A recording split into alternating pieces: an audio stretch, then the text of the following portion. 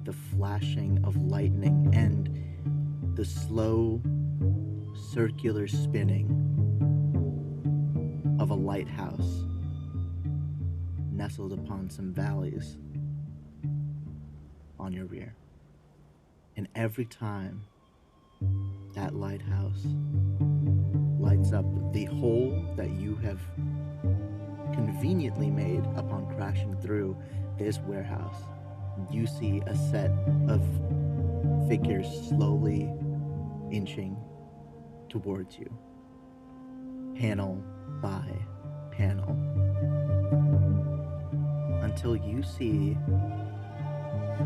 within the dim light right next to the doorway a figure, tall, imposing, but refined, and the hulking mass behind him that you definitely recognize.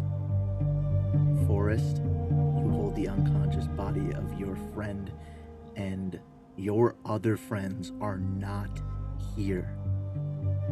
What do you do? Oh God. Okay. So I'm okay, so I see Okay. So I see all of this. I see the big creature. They're far away from me, right? Or am they like right in front of me? Like no one's behind me. They're no one's behind you besides, again, very slick flooring on this dock district. Uh, The hulking mass that you know probably to be Kerbit, and this figure, um, they're relatively close to you. I would say the man in the suit is about 20 feet away from you, and the hulking mass 50 feet, behind him. okay. Um I think I kind of take this all in. And I have no idea who these people are.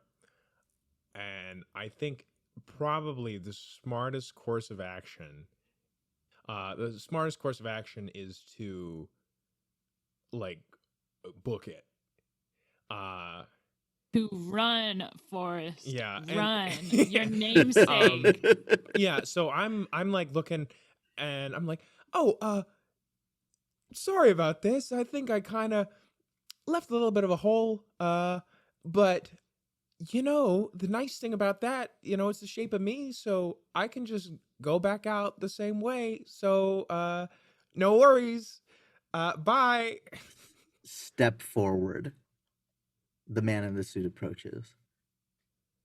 I don't think you're supposed to be here.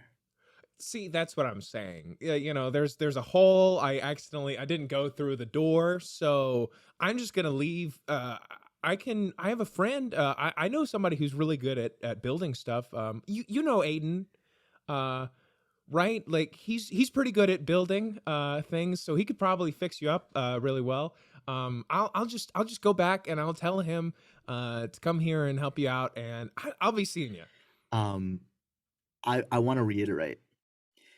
We have never at any point narrated this teen group, this forming group of individuals who want to become heroes. We've never narrated y'all having costumes.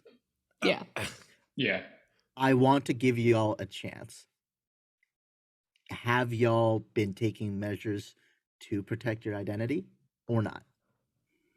Oh, fuck. What do you think, Forrest? Oh, God. I want to get like I think a measure on everyone else. Like, is everyone else thinking like we're going on this mission? Like maybe for some of the other stuff, like the crab and like going to my place or whatever, and like maybe we didn't have costumes on, but I feel like we could have like our protecting our identity. But if we're going out specifically to do something, maybe. I don't know. What does everybody think? I don't think I've had a costume on, but I've definitely been moving stealthier in some situations, but more like a hoodie, not like a costume, for me particularly. I also don't think I have a costume really. I think that I wear very simple clothing, especially because I need to stretch out. And I also, right now at the moment, don't feel any, like, Cynthia doesn't feel like there's anything that she needs to be hiding her identity from, especially because all she's been doing is like talking to Drip or fighting a giant crab, you know? Yeah, and I think it's one of those things where all these playbooks that y'all are playing, they don't really have a central narrative that revolves around a secret identity. That's actually the Janus class. Mhm. In fiction, I think Drip, though he's not a teenager, pretty much embodies that class. Who you are in your everyday life versus when you put on the mask. Right. That being said, it sounds like you're kind of freely showing yourself here. I think do you have that hat? Do you have that hat on? What The hat? witch's hat? The witch. That your That was that the your only thing mom I was going told to you? say. I feel like maybe I have some kind of like witch, some kind of apparel. I don't know if that would really hide much. If anything, it might Hide. reveal more. You're I so think so. fast. You You're- gotta run. Here's what I think happens. When you are kind of bathed in this very soft light, the shifting form towering above you gurgles out your name. Forest. Oh fuck! Look, well, bye, and I turn around and I run as fast as I can. All right. Out of there. This is 100% unleash your powers. You are. This is. shit. You're not engaging this threat. You are totally using your powers to try to get out of this fucking situation. Okay, I have just 0, so freak, I guess. A quick thing to note also, Anish, at the beginning of this session, I believe you're supposed to put one more team in our pool, right? Just to make sure that happens. Yes. It's weird because these podcast episodes will seem seamless, but we've recorded this over the set of 3 weeks. So True. You're putting a lot of. hey, the magic is ruined. I'm here to No, ruin. you really trust the editing prowess of our rules lawyer. This will be absolutely seamless. Like it will. We totally, have 100%. Totally will. That being said, hey, rules lawyer, take your damn team. You're gonna need it because you're actually running away from this encounter, and you can't start a true encounter until all your teammates have gathered up. Oh so, no! Okay. Yeah, we split the you party. gotta get out of there. Feel free to try and engage if you'd like. Yeah, I say, well, I'm gonna jet, and then I turn around and I run as hard as I can. So this is freak, and no bonus. Lovely. Anything? The penalty I'm going to give you narratively is, yes, it is raining. So unfortunately, -1. I'm gonna give you a -1 here. No. Okay. Does that seem fair to you? Yeah, you set up the slipperiness earlier. Okay. So I think I'm gonna be selfish. I'm gonna be selfish, and I'm gonna spend a team. What did you roll? I rolled a 6, which is a miss. A 6. I'm going to be selfish, and I'm going to, I think, lower my danger because I'm running away from something. Yeah, 100%. You are not confronting this danger. Yeah, I'm gonna lower my danger, and I'm gonna increase my freak. Which makes this a mixed success. On a 7 to 9, mark a condition, or the GM will tell you how the effect is unstable or temporary. This is 100% a condition. What? You are in charge of picking your conditions, but there might be a clear one here. Afraid? Is that? Yeah. Oh no! Afraid sucks. Okay, yeah. Minus afraid. I'm scared. This huge thing calling out my name. Yeah, that freaks me out. Do you also have a different condition, or am I remembering wrong? Did you clear that one? I didn't clear it. So Forrest currently has 2 conditions. Yeah, Forrest is If not in you a good take spot. 3 more conditions, you are going to be taken out of the narrative in some way. But hey, if you run away again, you could clear afraid. Yeah. Yeah, this is not a situation where you automatically clear this. Yeah, Um, it's like next time you see them and you run away, then maybe. Yeah, Oy you vey. are. This is a very clearly bad situation, and Yeah. No bueno. I'm curious. When you're next to Kermit the Frog, are you wearing your medallion? That is the name we gave our I know, villain. it's so painful. I don't think I It's had a medallion I incredibly- put I on. love I it. think I yes Louis and was that wearing one. Yeah, it's been a little bit of time since our last recording. So yeah, I think Um, Louis was wearing a medallion. Right? Tori? Yeah. How many of y'all? Yeah, I had one. I got one Lovely. from Drip. How many else of y'all? How many of what? How many of y'all are also wearing the medallion? I have one, definitely. I think I have. Yeah. I think Drip gave me a couple to give to the rest of the party, I think he did. but I don't know if I just got don't the know if chance you- yet. I Yeah, don't do remember. they help us or hurt us? I don't It'll know. depend who all has one. I don't know if I am wearing one, but I more for the outfit thing than the. I probably would have offered you one at the very least. I'll take it if you're offering it. I You think don't I have have to it wear like it, but I have it like on a belt loop. I don't have it around my neck. Hilarious.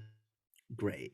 You immediately begin to dash away, Forrest, and you leave behind this roiling blob of miasma covered in darkness as the figure in the suit just steps back into the darkness. I want to narrate the moments directly after you're running away. Tell me how far you're running. Tell me frame the scene up for me. How does the page turn find our readers? So I'm running away and I'm terrified of this thing that I saw that I don't really understand what it is. I'm partially terrified and I also want to protect my friend Louis, who is now in my arms. And I am, I think, sprinting as fast as I can back to, because what was the plan? It was, what are Cynthia and Bree doing again? I They think, were with Drip. I'm staying at the house, or not the house, the shop overnight to protect it. And I believe Bree was going to meet up with y'all. Yeah. Yeah, I'm like running back to where I remember y'all were. So I'm like running back as fast as I can. So you would run into me. Yes. Hopefully not directly into Oh, like an A-train situation. I'm about to say. Ugh. No. That is not the tone of this this game at all.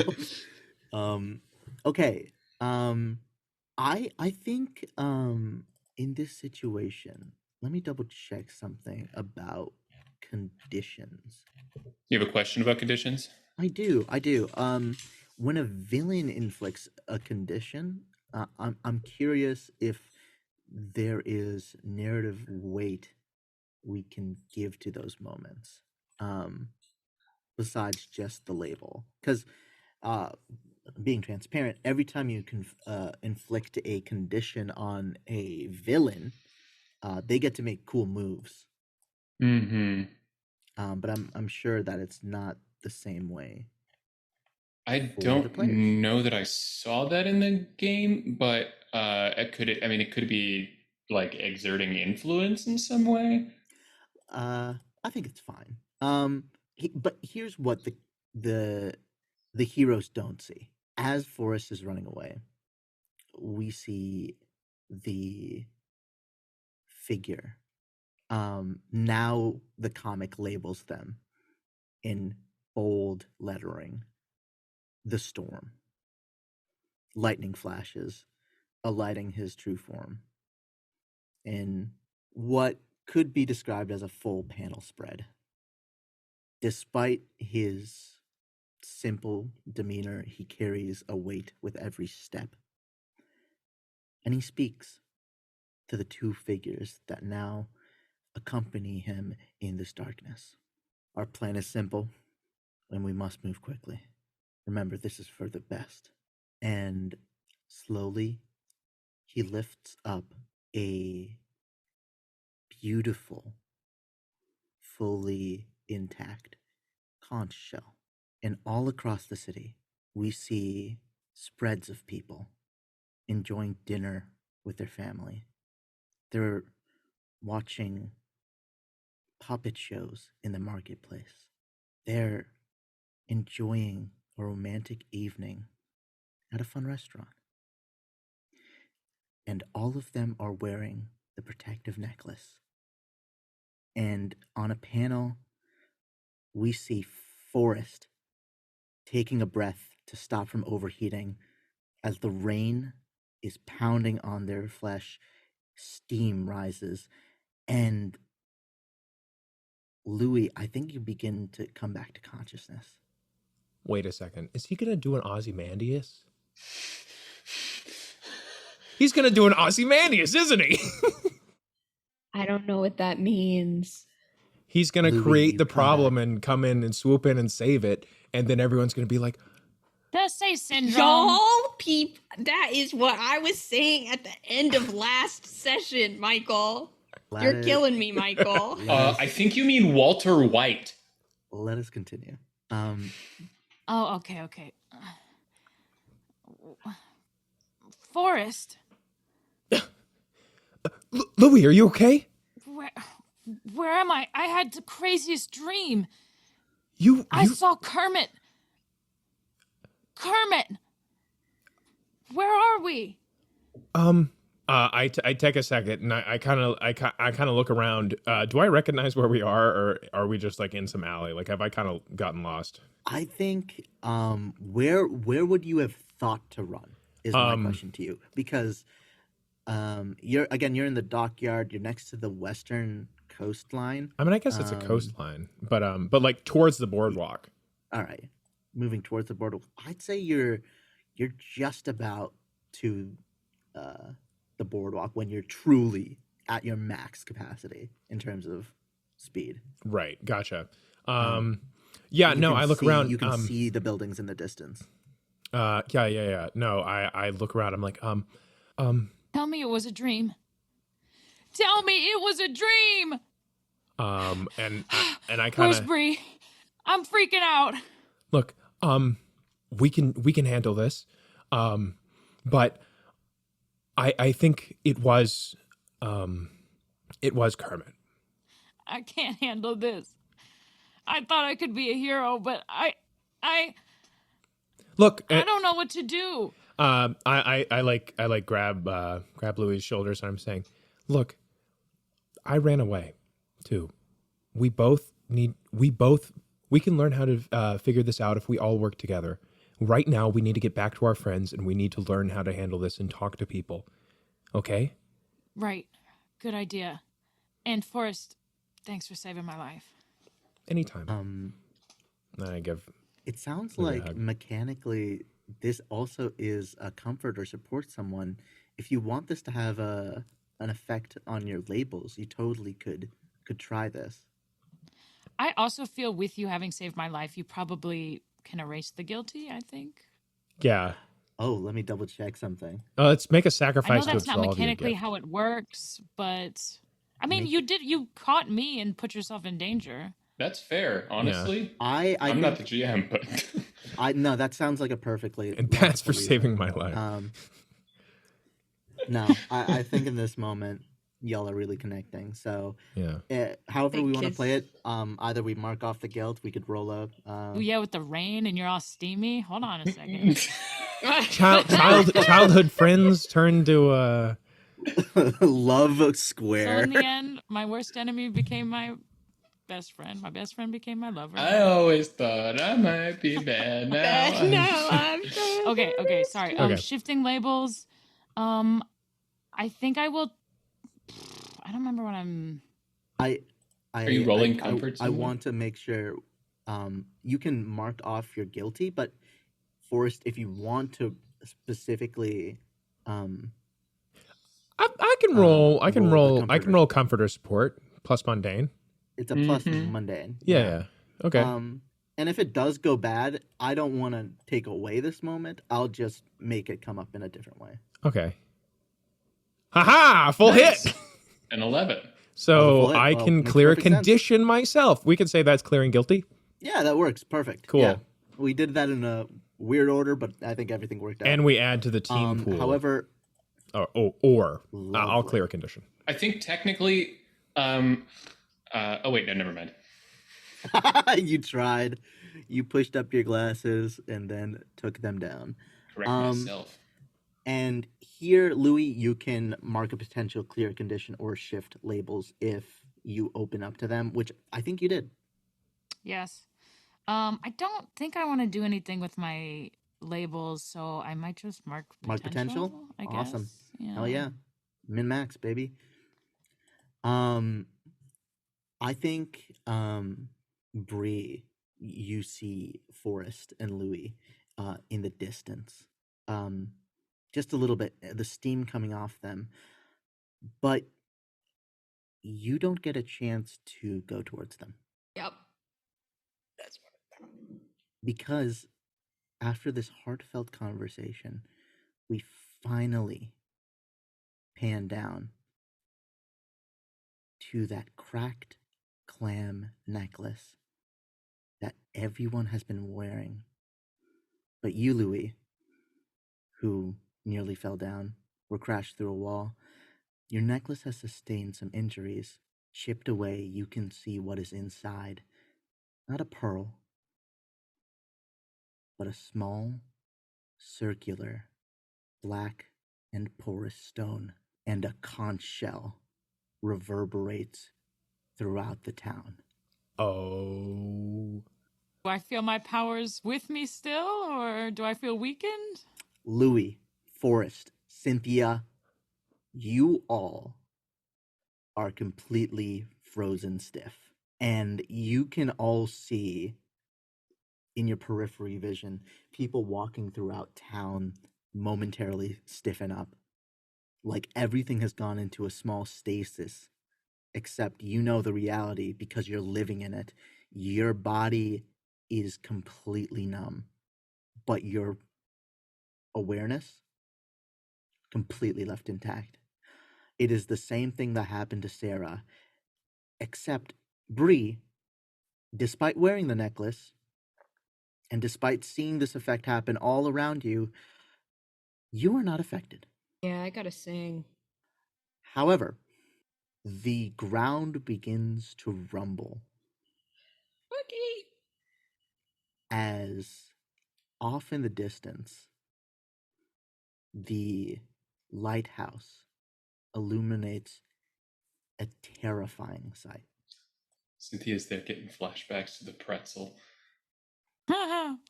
Here's what you see.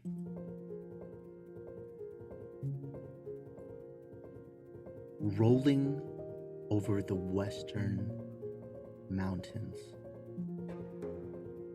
you see the shifting form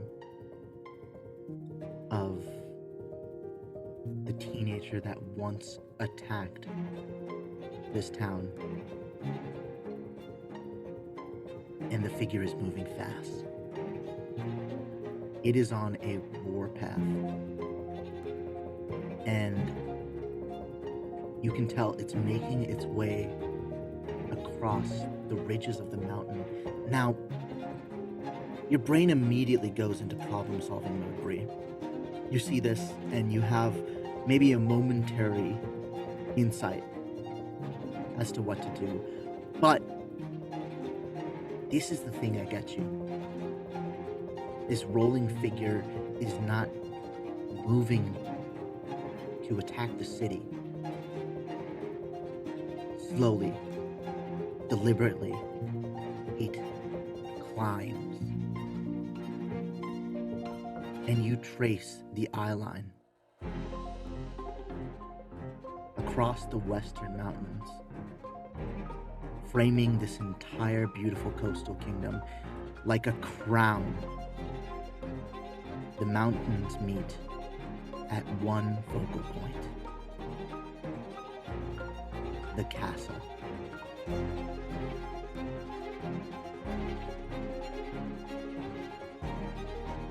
the invisible hand is on a warpath to destroy the corrupt kingdom that places its importance on shells rather than human lives. Whoa. And it's not going to stop. And it's not going to hurt anybody because nobody can stop them. Nobody can put themselves in danger because they're frozen. And in a panel, we see Aiden the Noble leaning down to shake the hands of a child, and hanging from his neck, the pendant. No hero is going to save you guys. And it's going to be up to y'all to save this town.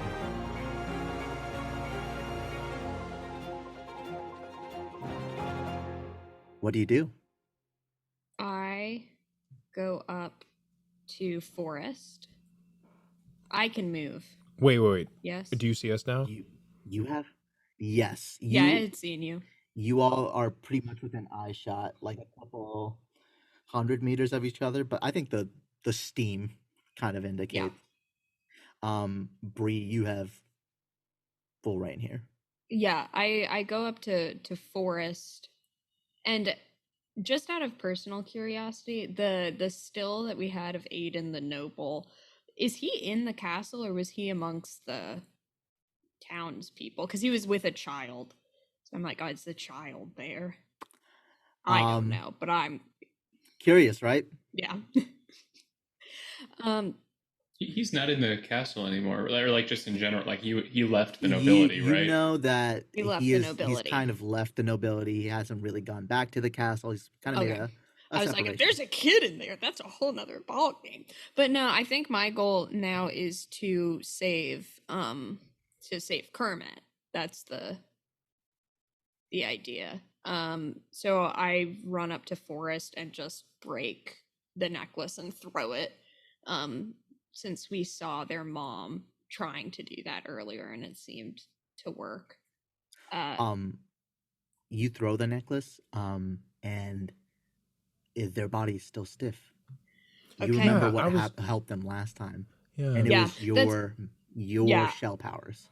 Okay. Because I didn't know, because it was also, because what I'm imagining is right now there's just too many of them, so it's creating a field that's affecting everybody.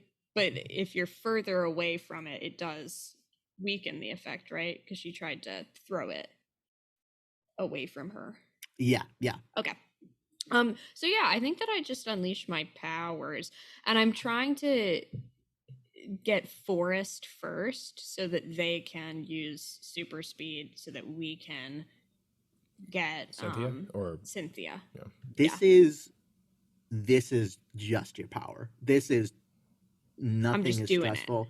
Yeah, and you haven't used your powers much today, and your voice is feeling fine. It briefly crosses your mind though, if you really wanted to help every single person, that'd be a lot of singing.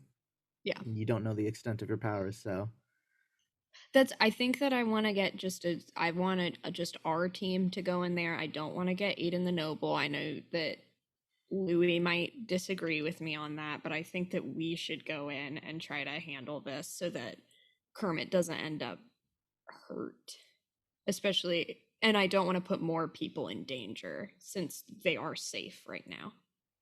And we're all together. I think time's of the essence, so I think your plan sounds great. Ooh, did we just decide a leader for this? Hey, we are all together. That sounds like a great jumping off point. I'm in a different spot, right? You have to. Well, that's why. Yeah, Bree is unfreezing Forest to get you in the mix as quickly as possible. I do want to. I want to get these scenes individually. Let's role play it out and then join up. So you're the closest to Forest and Louis. Let's play out those conversations as you unfreeze them. Yeah. So I unfreeze. I have to. And I think in this, I probably learn a couple things of like, do I have to keep singing? Is it a prolonged thing? Once I unfreeze them, are they good to go? Here's what you learn. Okay. If they hear your effect, and it is just within their auditory range of perceiving it, they are freed. Sweet. They're freed. And I say, Kermit's heading for the castle. I'm pretty sure that whoever's doing this is, well, at this point, we know it's Drip, right? Because he gave us No. all the necklaces. No, it's I'm gonna fight you on that particularly because here's a couple things. I'm assuming you're asking me out of character, right? Well, I part of it is just like he handed out all of these necklaces, and we know that they're in there. Lovely. We saw the rock. Then I'm sorry for stepping in there. Then Oh, no, you're good. I wanna. Bree is suspicious of Drip and is reflecting this. In the Yeah, narrative. like I think that I'm like, whoever did this, like whoever gave the, because what I was saying there was me thinking that Bree hadn't put it together, and so I think she puts it together in that moment. Because what I was going to say from a not knowing perspective was whoever handed out these necklaces is doing it to protect the townspeople from this plot, but that means that they had to know about it. So I think we keep that protection, we keep that gift, but someone's got to deal with this. Yeah. Yeah. Louis Forrest. Am I unfrozen too? We're Yeah. so unfrozen. What did you sing? Yeah, you were unfrozen from the beginning of that. So I What did you sing? shared that with y'all. What did I sing? I want to hear the scene. We're role playing the scene. Oh, I was doing the scene after the song, but I mean, I think I just hummed. Like it was a extreme Need for Speed situation, so that's a like because I'm like testing it, and then I said all this stuff about the necklaces. Oh God. Okay. Well, Forrest, you probably should go get Cynthia because if it's Drip, I mean, maybe she'll know something that we don't.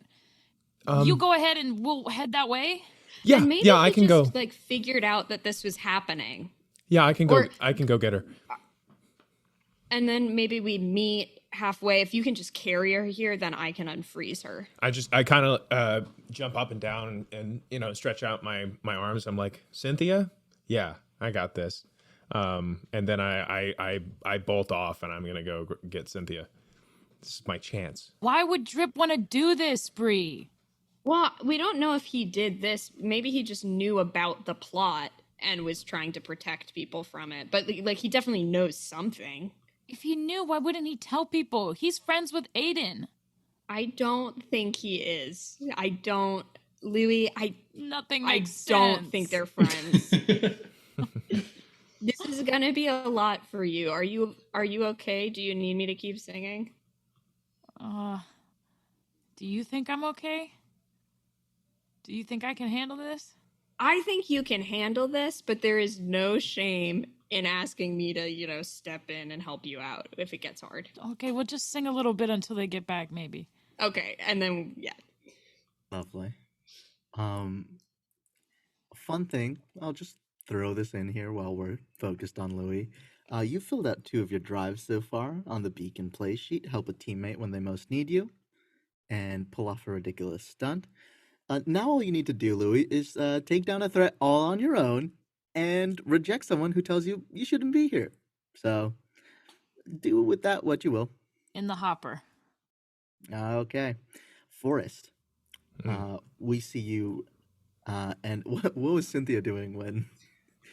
I think I was in the midst of restocking something. Like I think I was like I think when I restock things in the shop, I like stand in one spot and I'll like look at like all the shelves that I need to do. And so like my arm is currently stretched out to a shelf literally across the store from me, and then that's when I froze because I was putting something in the spot, and then I'm like panicking because I'm like, what is the temperature like? Like I'm feeling it. Is it cold? Does it feel cold out? It's not cold. Here's what's fun. Nearby, I feel like you're kind of like in the back area. There is a large like cooler That is person-sized. Maybe at one point you twisted yourself into a pretzel and tripped in it. Who knows? I'm looking at that and I'm like panicking. I'm like, are my powers getting weaker? Oh my god, what is happening? Like, I am like having absolute just like trauma flashbacks to the pretzel. This is horrific for me. And as you're having those thoughts, door slams open as I run in. Cynthia, thank God. Okay. A lot to process, but I'm going to carry you, and Bree's going to be able to figure everything out. Okay? Not if that's okay. Bree does not nod. Or Do Cynthia, you move your eyes at all? Cynthia, yeah. I'm really trying to get across. Like, do what you did last time. Just do the same. Like, run around me really fast. I can't say that obviously, but I'm okay. Like, and that won't work. Well, okay. This is different than last time. I think that's what you're trying to say with your eyes. But I'm gonna take you to Bree, and Bree will make this all better. Okay. Okay. I'm not gonna ask you to nod again, but I'm gonna pick you up. And then I pick Cynthia up and I run back out towards Bree, and I'm like, what's that? I'm like in Osmosis Jones when they have the little. Oh wait, I think the character is actually named Drip in Osmosis Jones. When Drip freezes all the like little germs and like you could like break off the little piece or whatever. Like I think I'm like I don't think you could break off a piece, but I think that my shape is extremely inconvenient, because my arm is currently like stretched out and wrapped around. So I think you're gonna have to be pretty careful to carry me. Yeah, you're knocking over like shelves of like shells. I'm like. My eyes are wider and wider with every fucking thing flashing forward to the sweeping I'm gonna have to do. It's truly terrible, and I think eventually y'all reconnect. But by the time that has happened, Bree and Louie, you have seen the slow ascent of Kermit. And here's one thing that kind of makes your heart drop a little bit. The size of Kermit is I can't undersell it. It is at this point he is almost the size of a small mountain as he's making his way up. Such that he's not moving carefully. He's moving, one might say, manically. He's not really regarding anything that's in his way. Especially the lighthouse that he's slowly inching ever so close to. I'm thinking maybe with the shell situation that was happening with the selling, is there a megaphone? Is there some kind of way we can amplify Bree's singing? Note that there is the radio tower. I was about to say, wasn't there like radio tower radio at the very beginning of our first session? Okay, I don't want us to kill everyone, but I'm not against it. Hang on. What do you Wait, mean, what? Everyone? Kill everybody? No, I don't want, like, I think it's kind of nice that everyone is frozen and out of the way of this fight. Yeah. So I don't want to, like, wake everyone up and be like, rally to arms, let's go. But if it looks like that could be helpful for either, like, getting away or people who could be helpful come with us. I was hoping you could reach Kermit, because Kermit really is the source of everything. And if we can calm Kermit down. Here's one thing I will say. You can see a couple of those loudspeakers throughout the city, and this is a weird way to frame this question, but are any of y'all who are not necessarily homeschooled, but like when y'all went to school, did any of y'all like do? Who's the nerd in this group? Who's the? Oh, you're talking about the AV club. Who's in the AV club? I just wanted to. I'm not in the AV club, but I am a musician. So okay, I think I know stuff about amplification and things. Lovely. And then I think it's you who comes to this realization, Bree. The way those speakers work throughout the city is they are connected. With again this kind of very mundane shell magic, but there are cables and cables that connect one stick to the other, all the way to the central news station, which is in pretty much the center of the city. But if you were to commandeer one of those speakers and kind of, jerry rig it with some mundane magic that, for whatever reason, you have access to, you could locally affect a certain area. And that might be relevant, considering that as our amoeba, Kermit, is moving up the mountain, you can see the devastation that he's leaving in his tracks as slowly but surely he's making his way towards the mountains that frame the residential area. And looking at that lighthouse, if it topples one way, those folks by the beach, in those houses, and the rest of the houses that frame the mountains, they're going to be at risk. Okay. Where is Miranda in reference to? Miranda's in sort of a central, away from all the mountains. Do we think if we did anything with that Nautilus, could that change anything? I think she should bring the Nautilus just in case, if we can get to her. Is she on the way where we're going or no? That's like the broken part of the city. Yes. Oh, she is?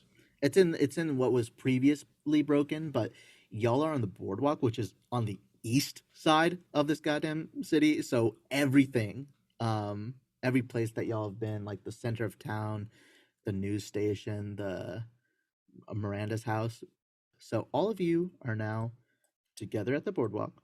I'm stumped, y'all. I don't know how we're supposed to defeat a mountain of flesh with the Um, ability to jump, What stretch, I'm run, thinking, and sing. what I'm thinking is if we can collect all of these stones that people are wearing and get the conch shell, we might be able to put it in him, like feed them to the amoeba and immobilize him. That's what I'm thinking. All of them? Just like a bunch of them. I don't know. I hear what you're saying, Um, but we'd have to find the conch shell. Yeah, we'd have to That's find a good like idea. drip in Would the this be a conch discussion cells. that so we're that's having kind of- in character? Yeah.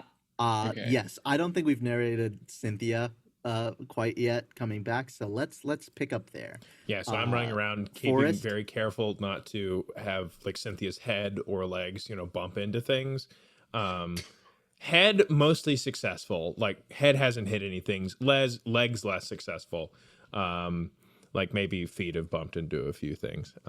But I like come running back and there's all of this steam kind of releasing off my body as I kind of lean over and carefully place Cynthia on the ground, and I kind of collapse. It's making me panic more that the heat from your running is not helping me. The whole time, because Louis mentioned it, the whole time I've been doing "You are my sunshine, my only sunshine. You make me happy when skies are gray." So like as soon as you're within earshot, you, I think, start to relax. Like, And whereas I'm before I singing. was freaking out, now I'm like, come on, let's go. I am your sunshine. I think that as we get closer, my arm starts to ease up, and that's when I start As you to hear my assume that voice. Well, I also think crazy. that I'm connecting it to the heat, possibly. Like, I don't know if I've made the connection fully. It happens right when you hear my voice. Yeah, but Forrest And it wasn't happening before. is so close. Excuse right me, now. we've got bigger things going on right now. You can decide who gets the big kiss after we defeat the big bad. Okay. So we've got a few different plans. Which one do we like the most? Find the conch, use the speaker. Let's have this conversation in character Yeah. as Cynthia get- finally lands. Yeah, as I get pulled up, I'm like, oh my god, I don't know what happened. I think there might have been an attack that's starting or The something. necklaces, and then I show the rock in the necklace. These are the same thing that froze Forrest's mom earlier. The conch shell knocked everybody out. My singing helps, so we can rig up a loudspeaker and get more people awake. We could maybe use that to fight Amoeba, who is right there. And I point. Oh my god. Yeah. We could also maybe weaponize them against Amoeba to at least get him to stop. But he's heading for the wait, castle. wait, the shells have all of them? I'm Break yours afraid open. so. See. But how? I mean, I don't know. Drip has a lot of experience working with shells. I'm sure he was able to finagle them some way. Maybe he found some deposit of it or something that someone else had been messing with. Regardless, they're here. Yeah. And we have to stop that mound of flesh. And yeah. I do think that someone was trying to protect the town doing this. It does show that they knew. Well, then they must have been manipulating drip into distributing them to everyone. Maybe. Well, at least this will repel. Well, does Kermit count as a monster? Did we notice any? Did we notice anything while Forrest was in there? Can Forrest brain blast? I pull my anything, face 'cause you out were of the unconscious. sand and I'm like deep breathing. What? Notice what? Does the shells have an effect on Kermit when you were staring at Kermit? And I was helping in other ways. Well, did Kermit shrink back? Well, Kermit took steps forward. The sound didn't start until we were away. When were you around Kermit? Well, what happened was we were following Jack and me and Louie. Jake. We were following Jake, and sorry, I've been running so much. Names are kind of a little boggled. Louis jumped up to get us water or something for Louis jumped up to get a view or something, and Three the figures, roof, one giant and horrific, and the roof collapsed. So I caught Louis to help Louis. I actually passed out. Okay, well, I was trying to. Louis passed out, and I ran to try to catch Louis and crashed through the wall and saw these people. Out of fear. Okay, time is of the essence. Amoeba is currently about to knock down the. Who is Amoeba? Kermit. Amoeba. Do we not know that people call him Amoeba? We can say he's the Amoeba. The Amoeba. The people gave him a villain title. The Amoeba and the Storm. Ooh. The princess and the pea. Kermit is currently en route towards the castle, going to knock over the lighthouse on the way. Do we want to focus on getting people awake and able to move, or do we want to go directly to the source and try to fight Kermit, maybe using these shells and finding the conch Can we try to just slow him down while someone else works on stuff? Maybe I could, I don't know, try and trip him or something? Well, there also might be a conch or something in Drip Store. Do you remember seeing anything like that? Wait, you want me to run back? Familiar with. Would I remember something like that? Here's what you all know. 1, Sarah explained the magic of conch. Sarah explained the intricacies of conch magic. One shell has a specific type of frequency. It is completely unique. So you couldn't find another conch shell that could reverse this effect, or you don't know of another shell that could reverse the effect. But the shell that was used has one frequency and it does one thing. And we can assume that whoever created the original sound still has. Maybe it was that you said there were 3 figures, right? There was Kermit, and there were 2 one with more. a long tongue, and then one that was pretty tall and thin and wore a mask. So maybe one of them triggered it.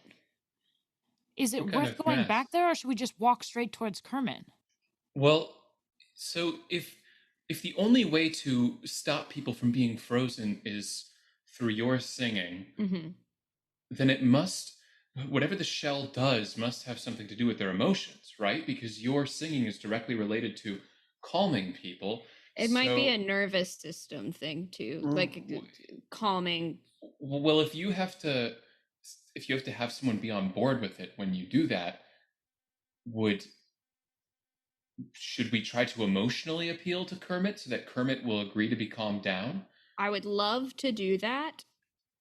I think there's also the thing of he's about to knock over the lighthouse and then people will die.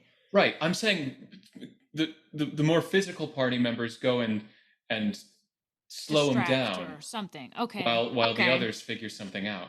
Okay. Great. These loudspeakers, you said that they were kind of localized. Could I break one and like ring it almost like a megaphone? Is that in the realm of possibility? I think Bree, musician extraordinaire, could probably make something work. Okay. Just gotta find that. So, okay, in the meantime, we've got like a distraction crew. I can be on distract Kermit crew. We definitely should be 2 and 2, right? So who else wants to do that? Well, 'Cause I I'm think thinking- that I Because Cynthia, like you were thinking of tripping. yeah, I was thinking maybe I get between two buildings or like fence posts or something and try to just slow him down physically. Question. Yes. Kermit absorbs things he touches, right? Here's what happened last time he transformed. Okay, that's like we saw things before, so that's especially Louis. Here's how things went down. You heard crashes and screaming outside your house, and to avoid getting too detailed about it, specific images you saw were him kind of rolling through the city, parts of houses being absorbed into his body and like slowly, digested. And I'll leave it at that. But no organic matter? Like people could be crushed but not absorbed? I think maybe we're avoiding too gross of a I'm topic here. avoiding too gross. I never saw Kermit come in contact with an organic being. I think you did, and that's why We're not saying it hurtful, out loud. and yeah. we're not. Can Why? you text me? I just don't I'm not It's, understanding yes, Kermit does absorb it. Oh, okay, flesh. okay. Yes. Wait. So Yes. I thought that Kermit's ability was like growing, like Yeah, I Kermit's thought that body was expanding yeah. from eating things. It's body expansion, and I think if Kermit were to be played as a class, Kermit would be the doomed. Yeah. Their own power works against them, and there's a point where if he, I think the way I imagine it is, if he does not consume enough, he will cannibalize himself. That's kind of what we talked about. So he started off huge, but the more that Kermit ate, the smaller he got. What? Okay. Kermit needs Okay. to keep destroying things in order to maintain just a bare homeostasis, or that's what you may conclude. Who knows Got it. if his powers actually work that way, right? Nobody's really taken the chance to actually question the truth of those powers. So all you all know is that it is certainly a dangerous power. Kermit can absorb just about anything, like an amoeba, right? In real life, they kind of surround something and just kind of absorb. think slimes in D&D, if that's helpful. Okay. So And that's- I'll leave it at that. So we've been brain blasting together, us four. Cynthia, I think I want to grab a handful of delicious Jake's jumbo giblets, and I can lead Kermit to wherever you want to set up to try to trip Kermit. I don't mean to be rude, Louis, but do you know if you're going to be able to keep yourself emotionally uninvested? With this, I think he'll be okay. And I rip down a megaphone from one of the top things, and I'm like, Louis and I've talked about it. Louis's got it, okay? And Cynthia, now is not the time to be wondering what we can't do. It's time to worry about what we can do. Let's go, team. Give me a second to rig up my megaphone. I think let's see the panels of you. How do you, like, again, this is a fun conversation, and I think I'm gonna narrate our team move here. Okay. But you do not have a megaphone yet. You guys Yeah. are on the beach. Yeah. finish the conversation. I think we huddle, we put our hands together, and as we yell break, we narrate our team moves. I'm gonna ask for help actually making the megaphone if because we know where these are throughout the town. They're Like, we've probably heard them. height wise, you can see them like populate district after district after district, especially in the reef, just 'Cause- so it covers certain auditory spaces. I think I'm gonna ask Louis to get me up there, essentially. Lovely. We'll talk about this all in the narrative I had a quick question. after this cool. Yeah. What so the current plan is Cynthia is going to stretch across, try to like trip, try to like do something, create something. Louis is gonna jump around, dropping like with the Hey, things. look, listen. Bree is trying to. Well, let me tell you what I thought, and you can tell me if that matches with the vision. I'm happy to help you get the cables you need from high up, because that's Yeah. kind of my prerogative. But I was thinking, Bree has the know-how of, I need a piece that looks kind of long and this and that, but Forrest Yeah. has the speed to, okay, I'll go grab that and get it to you, so that you're Yeah, doing the that's assembling, great. Forrest is doing the grabbing. Meanwhile, me and Cynthia are already on the way. And just for Michael, I think the general plan was y'all three on the physical team distract, and then I try to appeal to emotions. That's like our prerogative. Yes. Let's talk about this while we talk about our entering the fight move. Yeah. We see the panel. We've discussed this, right? And something I like about RPGs in general, and the framing of comic books, we don't have to completely discuss the plan. We don't have to see that on the pages. It can just be within the huddle, and we reference back to it. We have a rough idea of what is happening. So let's talk about entering the fight. When you enter a battle against a dangerous foe as a team, we're going to add 2 to the team pool. Let me do that. And on the way to the fight, I imagine that Cynthia and Louis are moving kind of like the ice climbers, where I'm jumping, but you're stretching along, and we're kind of Oh, that's so cool. slingshotting Yeah. each other like that. That's Yeah, so that's- fun. That's fucking sick. Well, first, we decide a leader for this engagement. Bree. Makes sense. We Yeah, couldn't it even seems be like here we without came Bree. up with a, Yeah. yeah. Perfect. I think that sounds like a complete agreement. If Bree has influence over every teammate, add another team. I do not. I don't think. Nope. I don't Bree, think I have. Wait. you're lacking influence over Cynthia. Yeah. Unless I gained influence over Cynthia when I just saved her, but I don't think that happened. I think it was confusing to her. Yeah, so no. I don't think Cynthia got it. Nope. Because, yeah, Drip got questioned, which I'm sure put a wall up. Lovely. So we're not adding another team. No. If everyone has the same purpose in the fight, add another team. My purpose is to stop Kermit, I would say. Agree. Yeah, Yeah. that's my purpose. Save people. Stop Kermit. Yeah. Well, to Bree's point, the people are currently not in danger if they're frozen. Yeah. I guess if the lighthouse comes down, they might be in danger. But Yeah. So stopping Kermit, which saves people. Yeah. I will say this. There is a difference between stopping Kermit and saving Kermit. And I think that is a Hmm. significant difference. Yeah, and I think that's like I think that I have a hope that I can save Kermit, but my goal is to stop Kermit. I Like think if it comes down to it and Kermit has to go, I think that would be fine by me. I'm curious about the Bree story here. Yeah. Underneath the goal, what does she want most?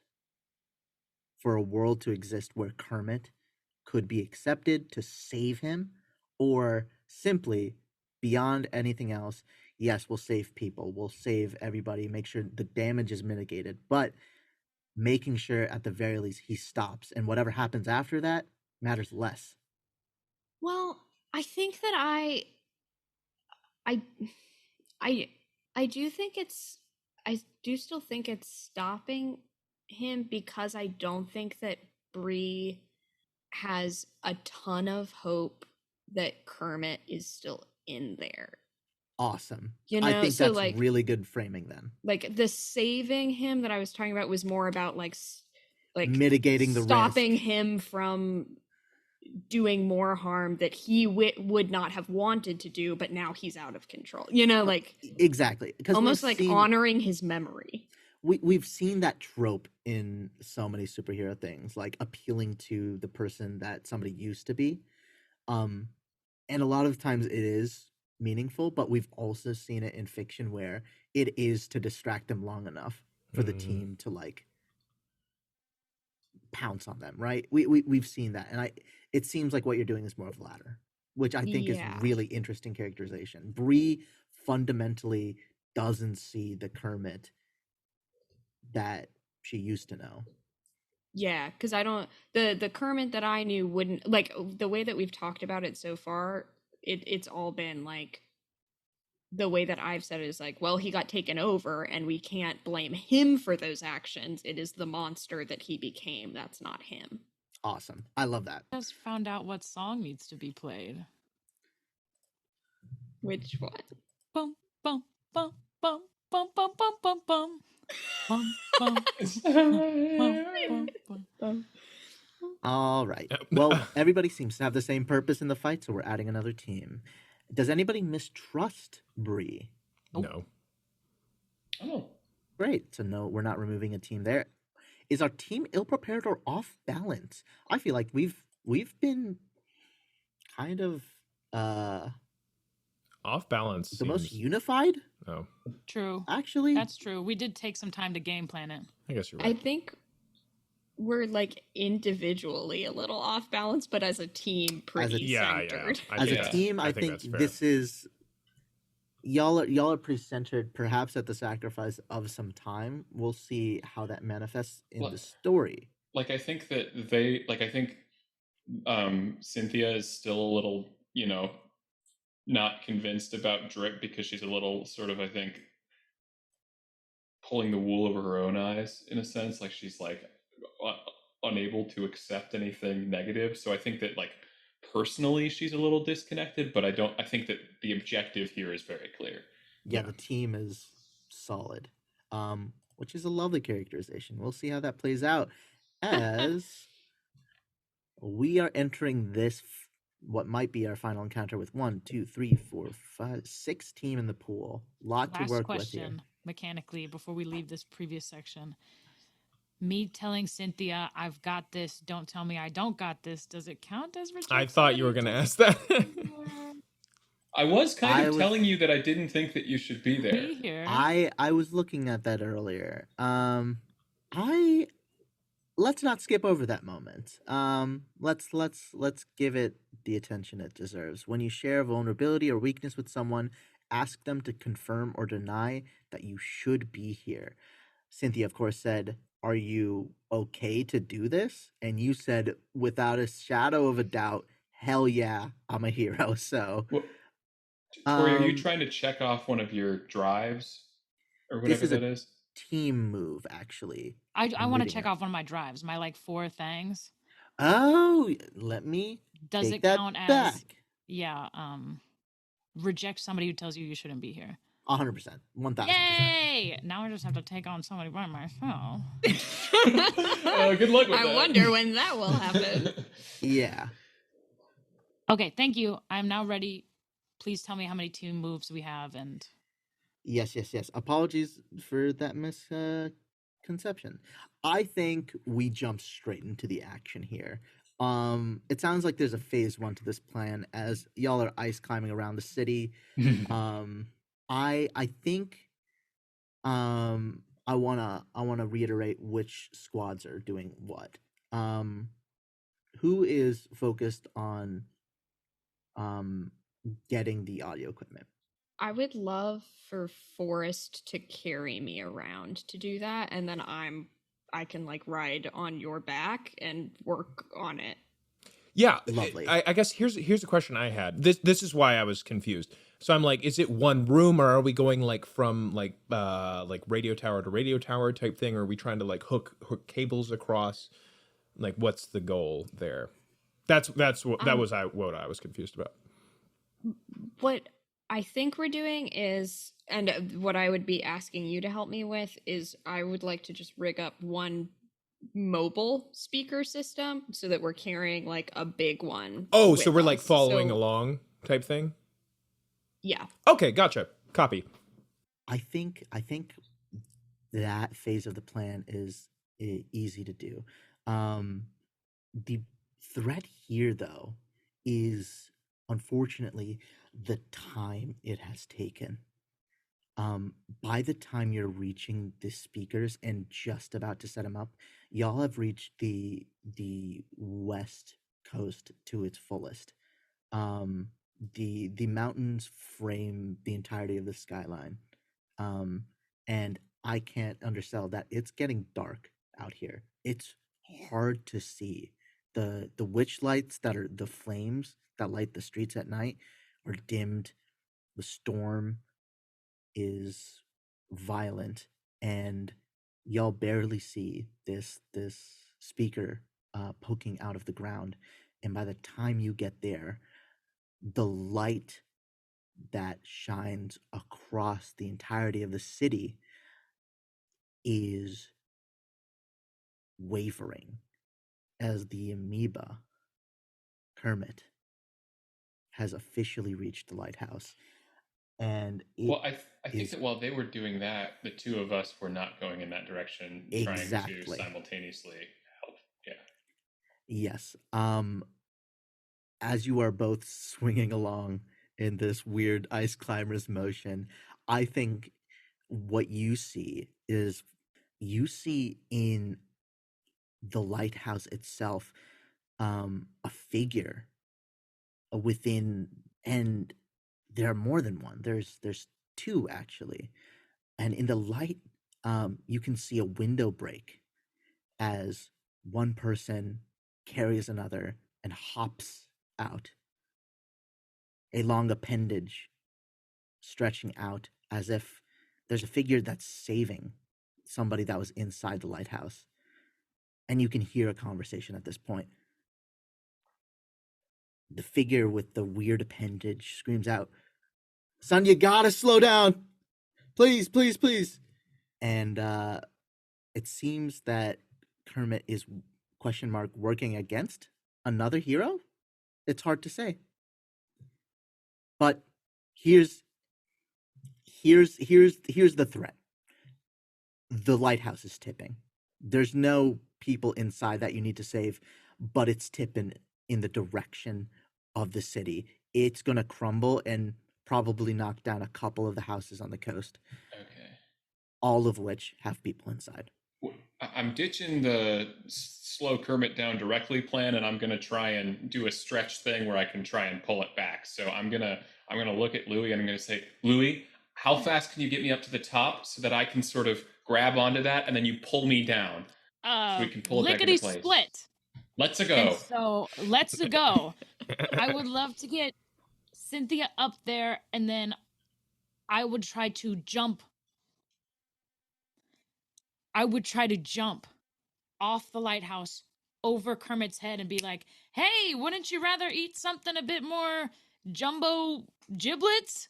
Come on." Just to try to distract Cynthia away from the lighthouse. So that's what I'm hoping for. Distract Kermit from the lighthouse? What did I say, Cynthia? Yeah. Sorry, Associates of Drip just all blurring together. All right. We haven't narrated that yet.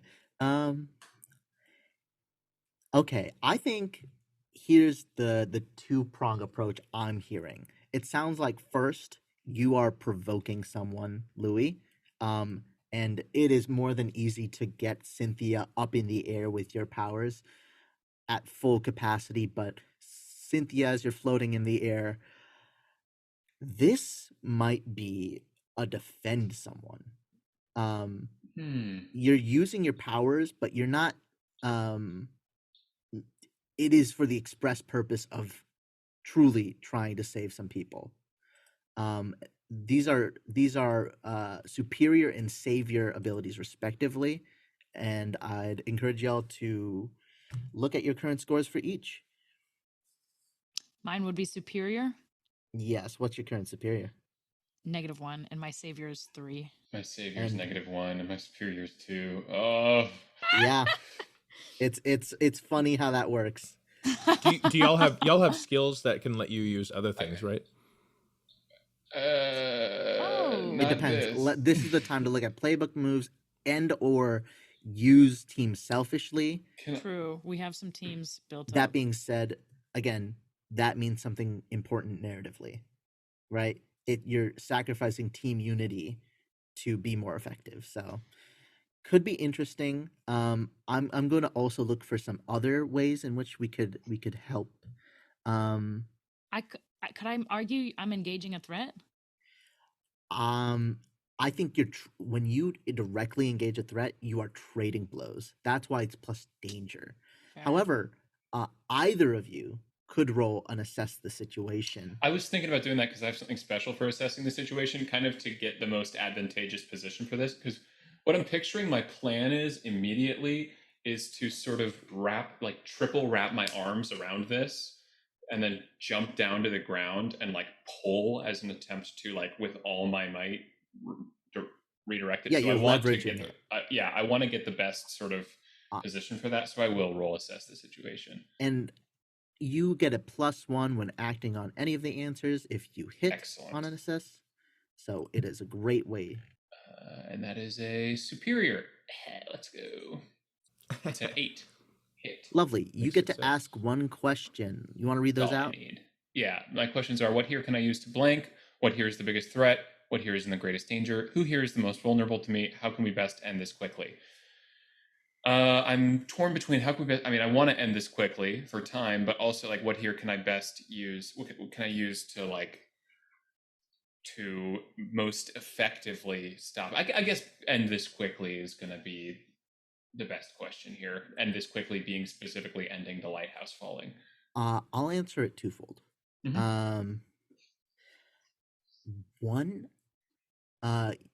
you know that in this immediate situation, of course, your business, and whenever you're dealing with business, you address the immediate issues first and then focus on the big problems. You have a plan and you're materializing it in your mind. If you can manage to work with Louis in some way to leverage the lighthouse using your stretchy powers, 100%. You can end that quickly. But that doesn't solve the rest of the problem. Rocks and soil move, they shift, and it only gets more treacherous the more you continue past the mountain range. The threat is not going to end here at the coastline. It's going to continue on to the edges of all the houses that line this entire place. The mountain range is vast, and the best way to end this entire situation completely is to appeal to Kermit. You have no idea why Kermit is doing this. You've never even thought to have the conversation. And he, for all intents and purposes, I don't know how Kermit breathes, but his movement is erratic. It's like, have you ever seen those voice vocalizers? Like how they respond, like the waveforms respond to your voice. Vocaloid? Yeah, like a Vocaloid, or on music edits. It's so responsive in movement to your voice. Imagine if somebody hooked their breath to that. And imagine if Kermit was the embodiment of that sort of erratic movement. He is essentially freaking out. He's in a heightened emotional state. But he seems intent. What if we pinned him with the lighthouse? It's hard to say, but here's the answer I'm going to give you. Kermit is stronger than all of y'all. The best way to end this quickly is to find a way with your words to stop him. Otherwise, it's just damage mitigation. So that leads me into I have a passive move that is be mindful of your surroundings. When I assess the situation before entering a fight, you may ask one additional question, even on a miss. So my second question will be, what here can I use to appeal to Kermit? Nice. Incredible question. One that deserves When you some got the thought. rules lawyer on the team. What here can you use to appeal to Kermit? A couple things. You've heard. I'm sure it was brought up in different points in conversation at some point, but Kermit knew Bree and Forrest. The two that aren't here right now. The two that aren't here. We're coming. Wait, Kermit. So is that something that we like established in backstory, or is that something that was from the sub game? I can't remember genuinely. It's something we established in backstory during Gotcha. when we confronted Miranda. Actually, That's right. Yeah, we talked about it.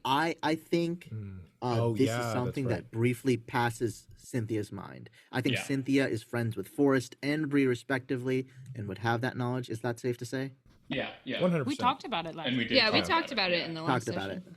I just didn't remember. So that is one thing. The second thing is, you see this figure again with the long tongue. It is apparently clear now.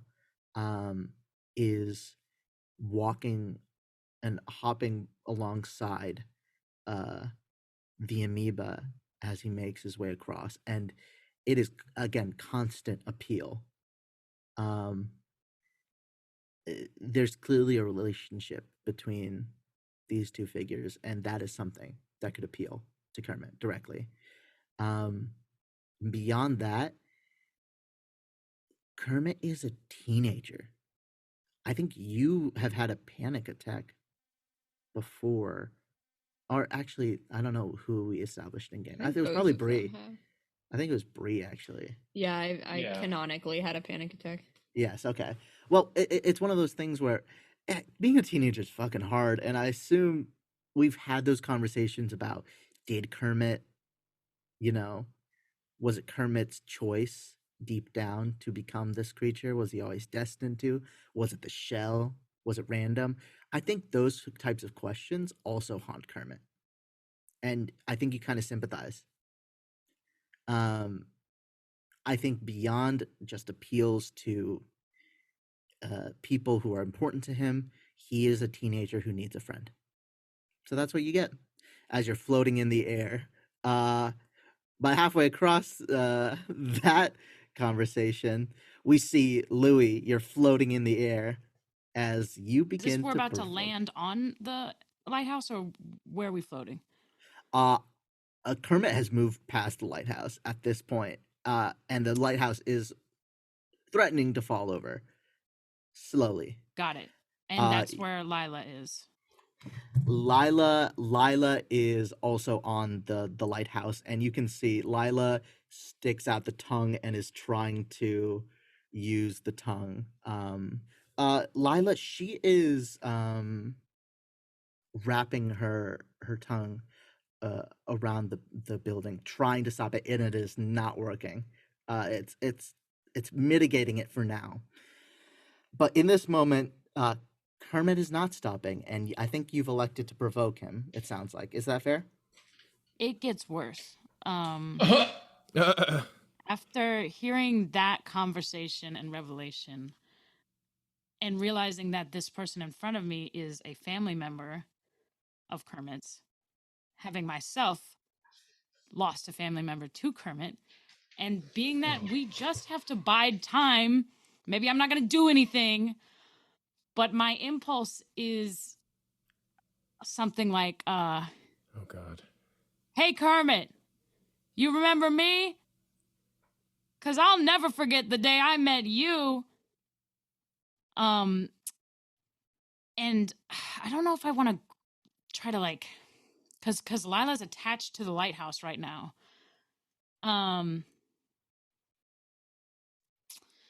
I want to say something that I hope will make Kermit double back. If you think losing a brother was hard, How hard do you think it'll be to lose a mom? Oh my god. Jesus Oh my Christ. god. I'm just Louis. saying it. Maybe I won't do anything, but that's Louis, That's certainly what I choose to say. provoking. 100%. This is. I'm gonna encourage you, perhaps in this moment. You could use a team selfishly here. It sounds like you're. If I fail though, If- right? Here's another. You can do it after you roll, but 100%, this would be a great situation because Another this is.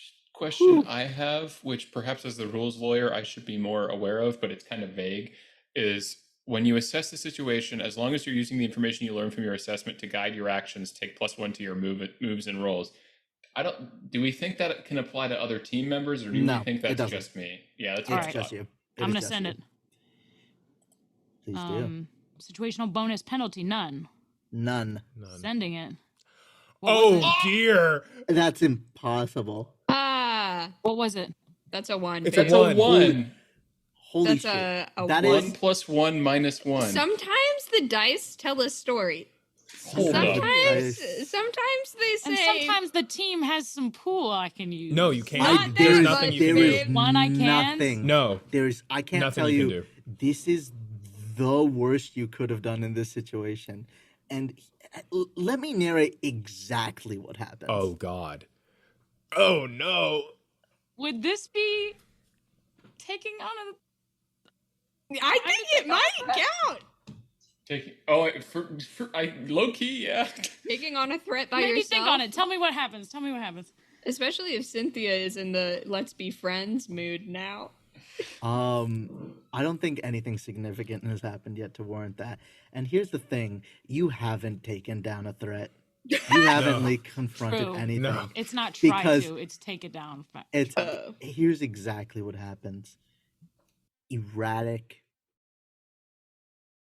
movement from Kermit continues as he goes along, and he stops briefly, and just you can see him kind of shift ever so slightly to perceive you small, diminutive, and your knees begin to buckle. Oh God. You know what this monster did. And you're trying to play hero, but it's a little hard when you're confronted like this. And unnaturally, a voice just kind of bellows out.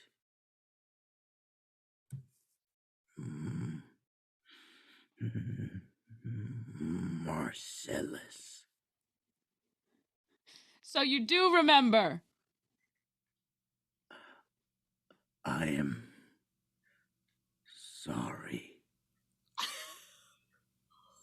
And the figure continues on. Oh God. And Kermit continues to move on. You're going to take a condition here. What do you think is appropriate in this situation? I'm Louis? pulling it up. Would you read them to me? Afraid, angry, guilty, hopeless, angry. insecure. I Afraid don't or know. insecure? Hopeless is kind of speaking to me. I Mm. think guilty maybe too. No, I think hopeless. I think maybe I thought this is what I was waiting for, the moment to avenge this heartless monster. Mm. And then for it to seem like he really mourns and didn't want to do that, I think completely destroys my conception of what it means to be a hero and why I was doing this in the first place. Ouch. Well, So that's hopeless. in the GM business, we consider that a hard move. Yeah. Me? And it's just a fun powered by the apocalypse thing we do here. Great. I think we are going to cut away for a second. Forrest and Bree. I think I don't want to narrate the minutia. I think you are smart enough. You're fucking resourceful teenagers. Yeah. You got this shell microphone, this shell speaker in hand. Cool. Here's the problem. Kermit is continuing to move, and there's still a lot of people, and this mountain's very tall. Yeah, as we are going, I think that as soon as I've got it working, as we're approaching, I'm gonna just start singing. And it's like a oh, evacuate the town, please, to wake people up and hopefully like get people out. But like we can't.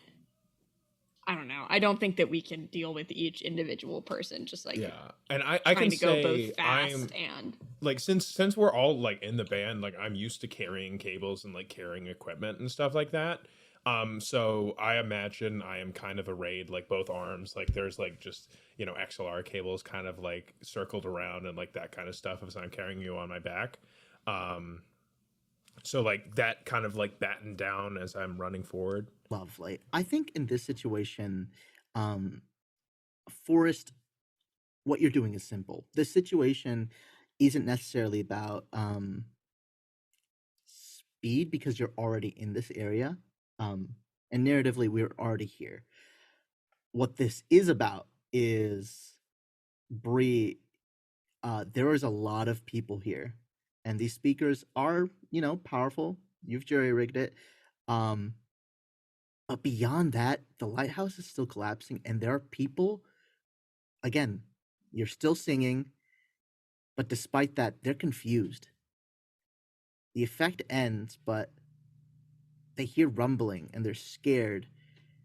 And not all of them are going to immediately accept your power because they don't know what's happening. Here's what I'm going to frame it as. This is a defend yourself. I think it's you're not just singing. I think this situation demands a type of leadership and true communication between these people that will require you to really step up. Is that fair? Yeah. That's a plus savior. Okay. Is there any situational bonus or penalty before I send it? That's always a great question. I love when people ask that. The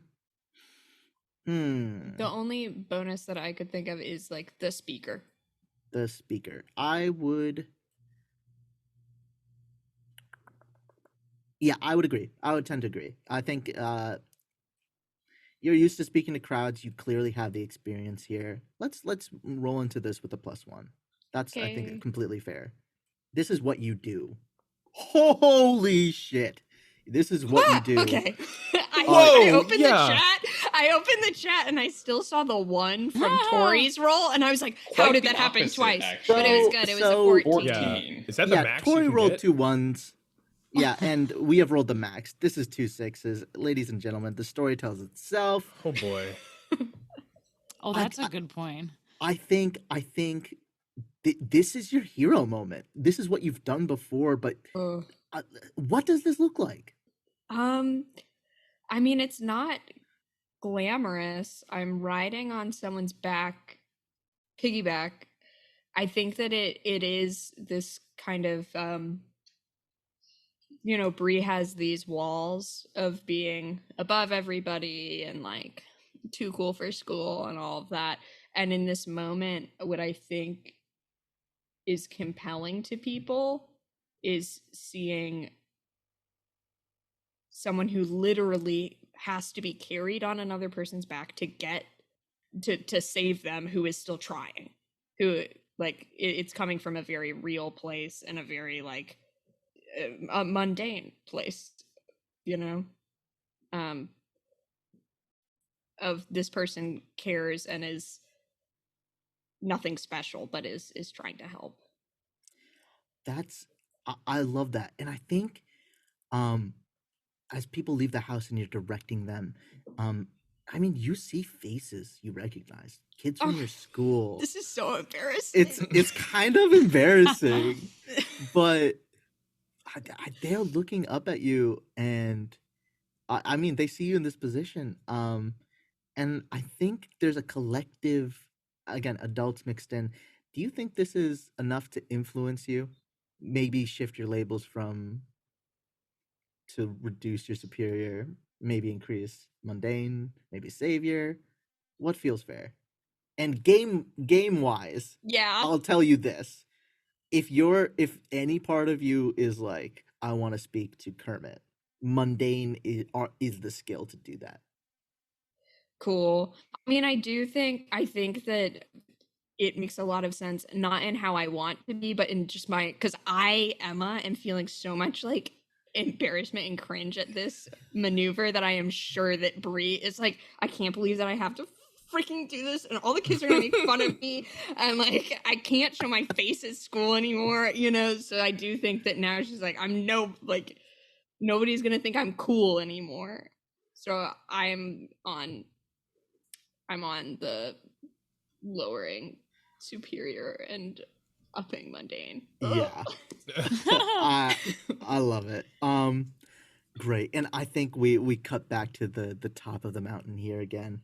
The lighthouse is about to collapse. You see all the people moving in, and Cynthia, the pressure is definitely off for a second as you see some people, but the worry's still in you. Is that really everybody? One person is holding on to the lighthouse for dear life, and it sounds like you're trying to help them as well. Help Lila? To help Lila? I don't think this is Lila just yet. They're cloaked. We just heard son, right? We did hear, I need you to calm down, son. So we might not know it's Lila, but we know this is Kermit's mother. Yeah, some feminine voice. A parent. I think. A parent. And I just witnessed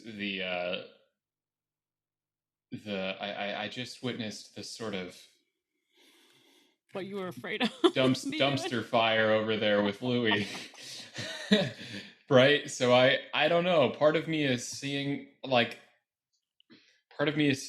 Kermit is going to keep going and hasn't been slowed down, and part of me does want to redirect this lighthouse to attempt to trip him. Of course, not hurting people in the process, but to slow him down. Part of me is wanting to the hold I have over this lighthouse, maybe redirect it so it falls in front of his path. And there's a different side of this mountain that doesn't have any houses. So in an ideal scenario, hits Kermit, maybe falls that way. Who knows? That'd be nice, right? And then notes fall out everywhere. Is this something I can help with if I'm up there with Lila and I jump a certain direction to kind of push off of it that direction? Like if you're wanting to aim a certain way and we do it at the same time, that might. I mean, maybe that might be a justification for like a team bonus or something. Yeah. I think this is most certainly Cynthia here. It sounds like you're less trying to save others, because that has already happened. You are directly engaging Kermit. You are exchanging blows. That's fair. Yeah. Yeah. That is, I think, definitely what's happening, which means you're going to roll plus danger on a hit trade blows. And I don't think I'm really acting on any of the information I got, because all the information I got was kind of about his personality, like an emotion. So I don't know if I get that +1. I think. What do y'all think? Please. I don't think so. Please. Wait. Do we think so? I don't. Wait. What are you arguing for, Tori? Most of the information from the information was, this is a child in a monster's body who just wants to be understood, and you are throwing a building at it. Yeah. Yeah, I don't think so. The question is, do we get the +1 or don't we? And I would say part of assessing the situation is realizing there's part of the mountain that doesn't have houses on it. No. Using that. That was you rolled a mixed success. How can we end this quickly? Was told you can end it quickly by appealing to Kermit's emotions, and then I said, how can I? Yeah, if you're throwing a building at him. Yeah. How can I appeal to his emotions? Building, yeah, no. This is for your own good. Lovely. I think let's just roll plus danger. See what happens. You mean minus danger? That's a 5. That's a Aw. 5. However, I do think that. Oh wait, Tori. By the way, did you mark potential before for your horrific I did failure? not. Thank Okay, you. good. Something to Alright, just well. keep in mind. Thank you, rules lawyer. Thank you, rules Oh lawyer. boy. However, I For don't your want to mark horrific potential failure. because I think I am going to act selfishly because this does feel pretty selfish. And you already said that maybe you'd help me with a team move, I so would. perhaps we could put 2 team into this. Please. I think that's team. Yeah, let me. Yeah, this is a hard failure. To bring it up to mixed success, you'd have to use a +1. Louis would have to +1 the teammate, and then you selfishly, Cynthia, would have to change your own label by using the team. That's what I'm gonna do. That's gonna take 2 from your pool of 6. Happily, y'all can try. But kind of, how much Okay. team we got? Because what's the other option? We just like yell out like Forrest and Bree are coming. It might be worth a shot. But are you saying it's coming down and we're just gonna have to redirect it? The building was coming down anyway. Here's what I think. You took down a building? I was coming down. I think this is what I'm going to say. Let me set the stakes for what's about to happen. If you do not use the team selfishly, and if Louis doesn't help you in the situation, I'll help, yeah. if that does not happen, I get to make a hard move on you. I'm not going to destroy any buildings. I'm not going to have the lighthouse land. It's just that your move is so ineffective that you might have to take a condition here, Cynthia. That's the stakes. Well, how do I help? Do I have to roll for that or? No, I think we just used one of the team ones, and you were already saying that you were doing the thing where you jump off. So I think that could be. Yeah, And- it totally fits. But those are the stakes. And Yeah. if we want to lean into that, let's tell the story of how Louis is helping as a teammate and how Cynthia is being selfish beyond that. How many people are on top of the lighthouse? It's me, the female Lila, Mhm. and is there a third masked figure? No. Nothing. Okay, Nobody. so it's just us. The first thing I'm gonna do to try to help is say, well, I'm jumping off of this. Do you need a hand? To Lila, who I just threatened to kill, but whatever. I think you get a glimpse underneath the hood, and you see it's a frog mask. This person Huh? is like covered. But Okay. Then I'll just be ready to jump when you give me this signal, Cynthia. Well, I think what you see is that I'm like wobbling as I hold it up. Like I'm trying to get it. You see where I'm trying to get it, and then you see that it's faltering. So then you can make your move there. Okay, whichever way Cynthia's trying to get it, I will get myself to the other side and push off of it. Okay. 100%. And then I will act selfishly, and as I do that, I'm gonna note what just happened between Kermit and Louis, and I'm gonna say like, I told you you shouldn't have come here. I have to do everything my fucking self. Despite having just been helped by you, I'm gonna slam it down on Kermit. Makes sense. Christ. We see this, right? Like how close are we? Because we're Y'all Yeah, are we're like running when out. we're running. Y'all are a little far. I'd say Oh, okay. quite literally, you are about like a mountain's Please length let them underneath get them. here. Wait, Okay. But wait, we're running wait, super like- speed. Yeah. What I'm saying Okay. is, like, in terms of we're trying to evacuate people from around the thing just in case it collapses, 100%. right? Yeah. You're And out they're of up So in the when you thing. say we're far away, like we could see them, but we can't hear. they could hear you because you have a loudspeaker, but it's hard to hear their intimate conversations. Training. But like we can see, like they're kind of Oh flying yeah, you around can up see there. all Okay, that cool. action. Okay, Um, good. This you say this, Cynthia, as slam. The lighthouse directly hits the amoeba. And I'm increasing my danger, and I think that would mean I'm decreasing my savior, honestly. Yeah, that's such a jerk move. Damn. She is angry and stressed as hell. You still got the shop to sweep up after too. You got all that exactly. shit to deal with? Again, I have to clean. Mitski moment.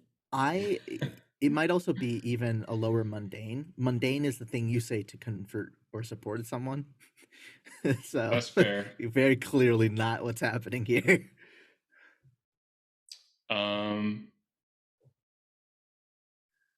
Yeah, but whatever you want. You think that? I'll say mundane because I don't want to go to -2 savior. Yeah. Lovely. And just a fun thing that I'll bring up just in case. Your playbook is the, what is it? The protege? Protege, yeah. Yeah, the stat that your mentor embodies is mundane. Yeah. What a fun coincidence. Lovely. Directly engage a threat. On a 7 to 9, pick one. Resist or avoid their blows. Take something from them. Create an opportunity for your allies. Impress, surprise, or frighten the opposition. I think I want to impress, surprise, or frighten the opposition here because I'm trying to distract, and that's our central goal, and throw him off his groove. Lovely. dude. So before I gave you the answer, what's the best way to end this quickly? I gave you kind of a half-hearted response about talking to somebody with feelings.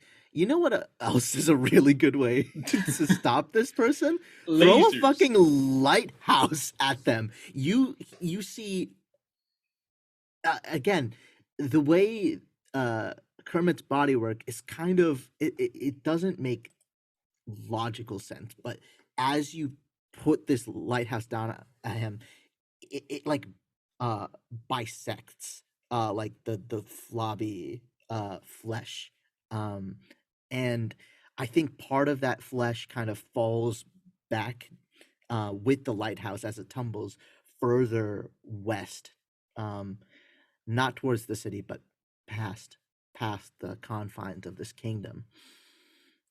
And the roiling body again stops, but this time turns back towards what it really considers a threat as a tendril lashes out at you, Cynthia. Oops. Knocking you back. You're going to take a condition here. Is that take a powerful blow or is it take a condition? Oh, that is take a powerful blow, huh? Right? Yeah, that's how that happens. Unfortunately. Thank you, lawyer. Well, tell us, non-lawyer, non-practicings, what's the difference? Obviously, take a condition. I haven't passed the bar. You get a condition which affects your rolls for a certain trait. What does a powerful blow do? Take a powerful blow is when you take a powerful blow, you roll plus conditions marked on a 10 plus. So I believe this is the one where you want to roll low. Low. Because basically, like if it was just taking a condition, it would be like taking 1 damage. On any given take a powerful blow roll, you could be like taken out, basically. Yeah, Okay. like knocked out for the. Pass Oh. out. Yeah, Except for me, I want to roll high. because you're special. Everyone clapped. So that means that you want to have a bunch of conditions? No, because the conditions will add to your number. No, I meant Forest. Oh no! It's because mine, like if I roll higher than if I roll a hit, I stand strong and like I can get an opportunity. So it is good for like So more it's conditions. good for the Forest playbook to have. It's like conditions. inverse because A it's like if legacy. I'm able to like do an action that like takes them out. Lovely. Let's have you roll for that. Okay, and that's just a flat 2d6 plus conditions, I believe, which I don't have any conditions. So that's good. My god. This is good that you don't have conditions. I miss. A miss. So you kind of tank this. I think this is like Just a real six. this is a real hero moment for you. This kind of blows you back, but I think I think maybe like Luffy style for those who watch One Piece, kind of like enlarging your arms and crossing them on your chest as you take this hit, and you're knocked back thoroughly as you land right beside Louis, who you have said these hurtful words to. Does Cynthia have influence over Louis? Yes. Yes. Louis, I think this comment is worth shifting labels for. Okay. Yeah, I am kind of exerting that influence. I know it's like it shifts when like I tell him what he is, right, or something. Well, yeah, and I'm already hopeless, so it's like You're hopeless. I think you have influence over them, and this is for sure changing your label. Yeah, is there something you want to knock down or knock up, Cynthia? Oh, do I get to decide? Let me see. I think you get to decide, Yeah, Louis, I think but you it's do. fun to collaborate. I decide. Right now I have negatives in Freak and Superior, and then my Savior's 3, Danger and Mundane are both 1s. Wait, actually, maybe I don't know. I mean, you can reject the influence if you want. Like, you can roll to reject it, I I'll believe. take it.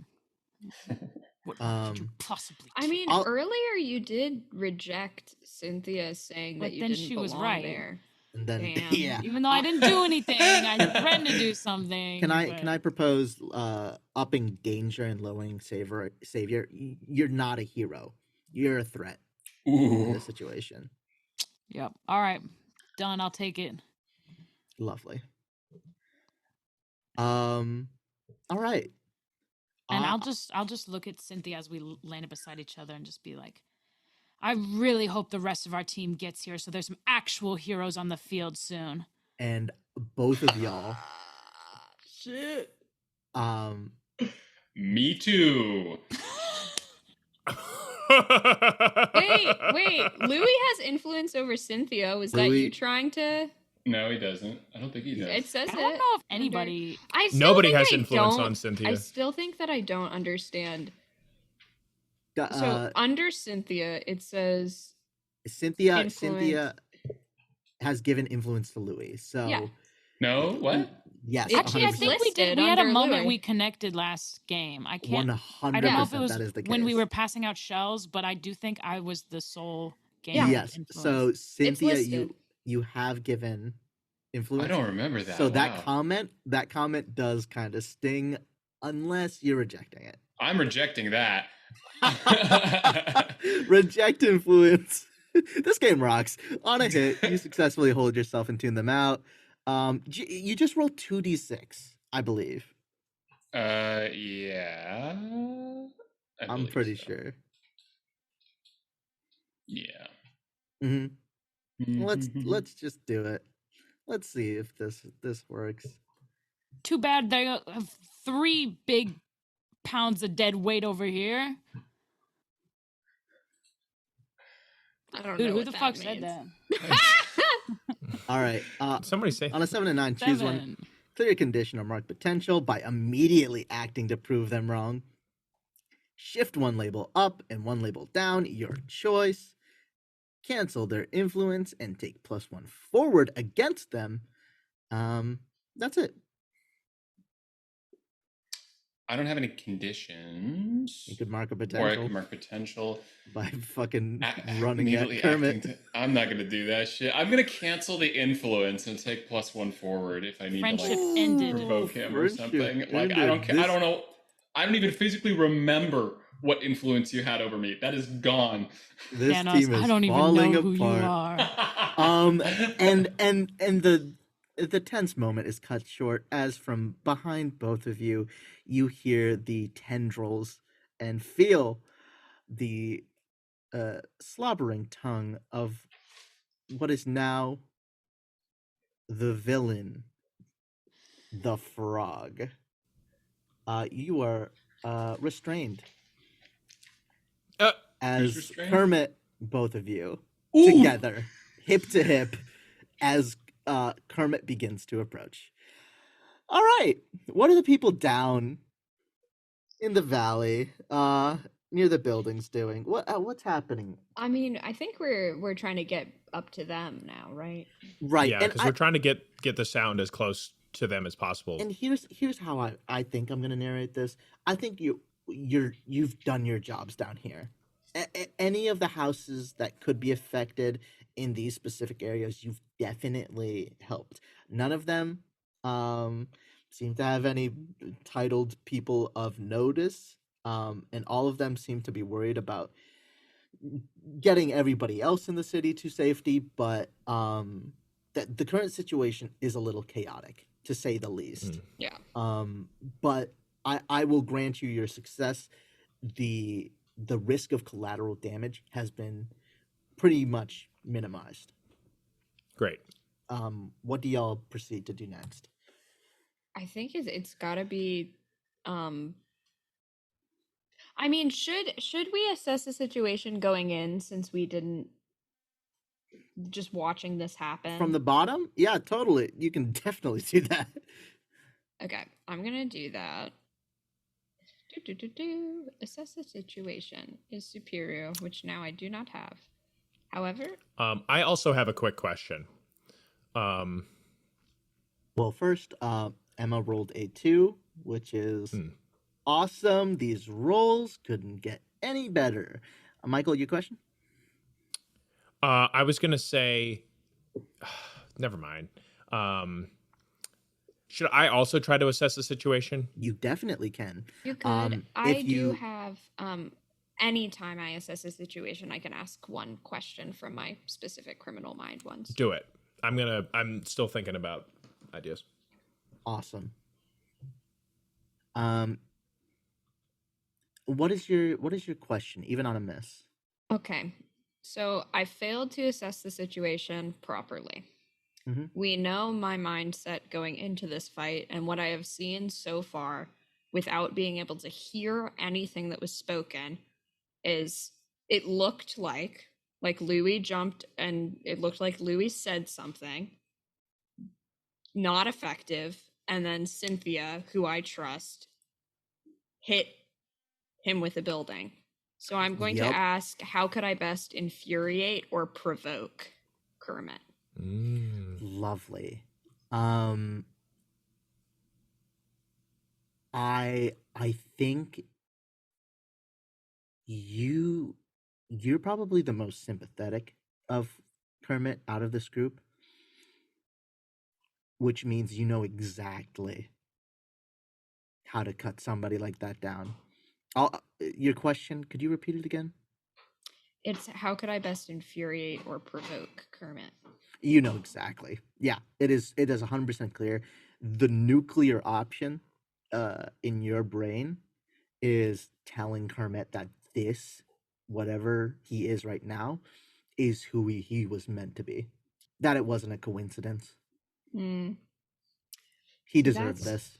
That is tricky, because that is so against. It's tricky, yeah, but that's the answer. Yeah, I'm trying to think if I would act on that or not.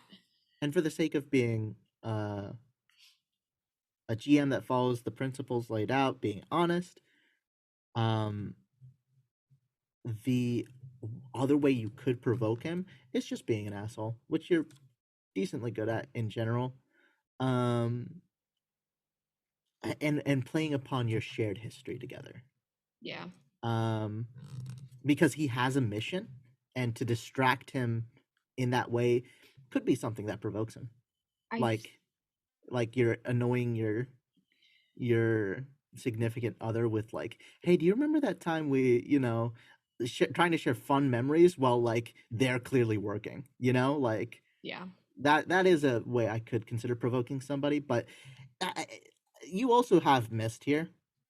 Yeah, I think what I want to do is act on that, but not like, I know that that's the thing that could provoke him the most, and what I'm gonna say with the megaphone as we run up is, hey, asshole, is any part of Kermit still left in there? Or is this what you were always supposed to become? Like spin it on him. Lovely. I think We're looking Let's- out for you, bud. And like with Forrest here. this is actually fascinatingly, I actually do not think you're provoking somebody here. Okay. Do you intend to pierce the mask?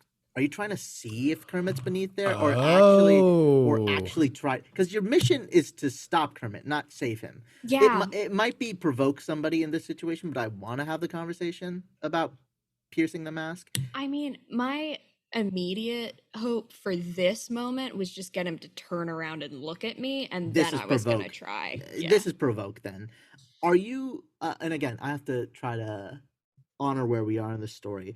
I don't think y'all have made significant progress to move up this mountain yet. That We're would have running. required a roll. And let me tell you this: if you want to be close to say these words, Forrest will need to roll and unleash their powers for sure, because you are running up in the rain on a slippery mountain. I think that It might is- be I was worth gonna it. say, yeah, I'm down. It's going to be a little hard. If you can think of a way to minimize that -1 creatively, sure. I actually don't What know negative? how, but My -1, or because it's raining, man. It's Oh. real slippery. you know, We do a team. I'm trying to think. Were you gonna say something? I okay. just said we do a team if you need it. Yeah. Oh yeah, I was gonna probably use team either way because we have a good amount. But thinking about this situation, I'm thinking we have this gear. I have this gear that I'm like carrying, and I'm kind of like suited for like carrying this stuff, like kind of like balanced. What if I'm wearing non-slip shoes, which you would wear when you're working. Love You you. took the time to for change trying. your shoes. I appreciate the hustle. Roll 2d6. Just add a -1. Okay. You I can punch help Bree if- and some shoes fall out. I can definitely help in this Fuck! situation. No! What did you get? Wait. I got a 3. Okay. Here's Okay. I don't know if you can make it that's there. it's No. not a good. I'll say that much. I don't I think you could even make it there even if you hadn't had that -1 penalty. I'm actually. Can I I could- lay oh, out the no, stakes yeah. before Yeah. y'all decide to use team? Here's what I'm going to do. Forrest, you've done some pretty intense running beyond just the running away from the storm and the amoeba, running away with Bree towards all these houses. The risk is you are going to get to where everybody else is, and you are going to be overheated. Your powers, nil. No more powers for the rest of this mission, man. It's over. Once you get up on the top of that mountain, it's just you. Nothing special. You're saying that's if I get like You have failed, If you and keep I'm this going. roll. I'm going to move you up the mountain. The effect is, you are no longer going to be able to really run fast. This is your weakness. We've covered in sub. You are overheating and completely powerless for the rest of the mission. What about, I will say, here's my question. Mhm. What about phasing? Does phasing require speed? Will you say Yes. none of that either? Yes, 100%. Your powers are nil if you choose to. Well, We can Accept this hold failure. them. Just come next round. we've already rolled. This is happening, or Oh. I'm helping and Michael is using team, there's right? a potential to use team. This is the hard failure. Yeah. Right. This is not the mixed success. you've rolled a 3. I have zero clue how you could raise this above a 7 or above a 6. Technically, if I help using criminal means, I could do a +2 with one team. I was gonna think of a way to do that, but low-key, I'm fine with this. It would also only get you up to a 6 if you did that and acted Yeah. Yeah, selfishly. I just don't think this is It's happening. 3. I should have argued if I could. Oh yeah, You would not have let me. Yeah, I guess I couldn't have argued for savior because I'm like trying to. Nope, to this is save. unleash your power. Yeah. 100%. Yeah, you're right. It's This okay. It It this happened. is Mark it's a- potential. Mark Yeah, potential, please. Also, Emma, did you mark potential for your previous I failure? didn't, and I'm at 5. Oh, hell yeah! Yay. Rules lawyer. This is what we need to turn the On tide. it. What happens? I don't know Do I if you get a level up move? now or if it's at the end of the Let's session. level up now because that's fucking cool. That's true. Yay. This is a one-shot-ish. The darkest night. Do This you is just so get to take exciting. another move, I wonder? I feel like that's probably what it is. Once you've marked, it does say once you've marked 5 potential, you can take one of your advances, checking that option off the list. And I think advances are listed on your playbook. Let's Because They- it's quickly check specific that to out. each playbook. They definitely are, but it's not like it's in there. I'm gonna need to look. Yeah, at the... I'm looking at it right now. I'll Can send you it. send it? Yeah. I'll send the link in the chat. Thank you. And just while you're looking at that, also it's mostly just like take another move from your playbook or take another move from another playbook, and you've I'm got so 2 of those. excited. Or you can, someone permanently loses influence over to you, add +1 to a label, rearrange your labels as you choose, unlock your moment of truth. I think unlock your moment of truth you should not do, but I might be wrong. Moment of truth is like a big thing. It's a huge thing. I mean, if this is our last session, though, that could be pretty. You got me licking my chops reading the description for Moment of Truth. Where? Hey, y'all can. We're probably. This is a one Oh shot. shit! This is a one shot. Can you? Have we? I kind of spaced out for a second. Did we explain Moment of Truth to people? I don't think we, we did talk about it. Is it the Um, same for every playbook? I'm happy to read No, it. everyone It's is different. It's different. Everyone is different. So to briefly explain it, this is the moment where your character changes. Like Yeah. this is the defining moment where everything narrative about your playbook builds up to a certain point where you pretty much declare yourself a hero unequivocally. It is a really cool mechanic, and unlocking a moment of truth is a narratively incredibly significant moment. And what happens is when you trigger it, you get control. You have full control of describing what your character does in that scene for as long as you remain within your playbook script. And after it's over, you permanently lock one of your labels, and it will never change again. Wow. Wow. I think. Wow. So I mean, Well- you could justify this as a very narratively significant moment for you, but I don't know what your one is. Well, that's I'm. Does this? Sorry, I was looking at moves that I could take, and I think I know which one I'm gonna take. But I'm just checking to see if there's like one that makes more sense. Is it okay if you do that in the background? Yes, I'm wondering the moment of truth. I missed that. That happens just when it's narratively specific, or was that tied with the level up in any That's a way? level up thing you can take. That is Oh, That is why we're You- talking about It's, it. you can choose from all of the one of your advancements. advancement level things is you can Gotcha. unlock your moment of truth, and Gotcha, then gotcha, that gotcha. happens, and you get full control over what's happening, and you permanently lock one of your labels. Then let me beep beep beep beep. And your moment of truth is listed on the second page of your playbook at the very Yeah. end. Yes. All we need to know is if you're unlocking your moment of truth or not, because that's. The I thing think that I affects it. should, right? I think it's happening.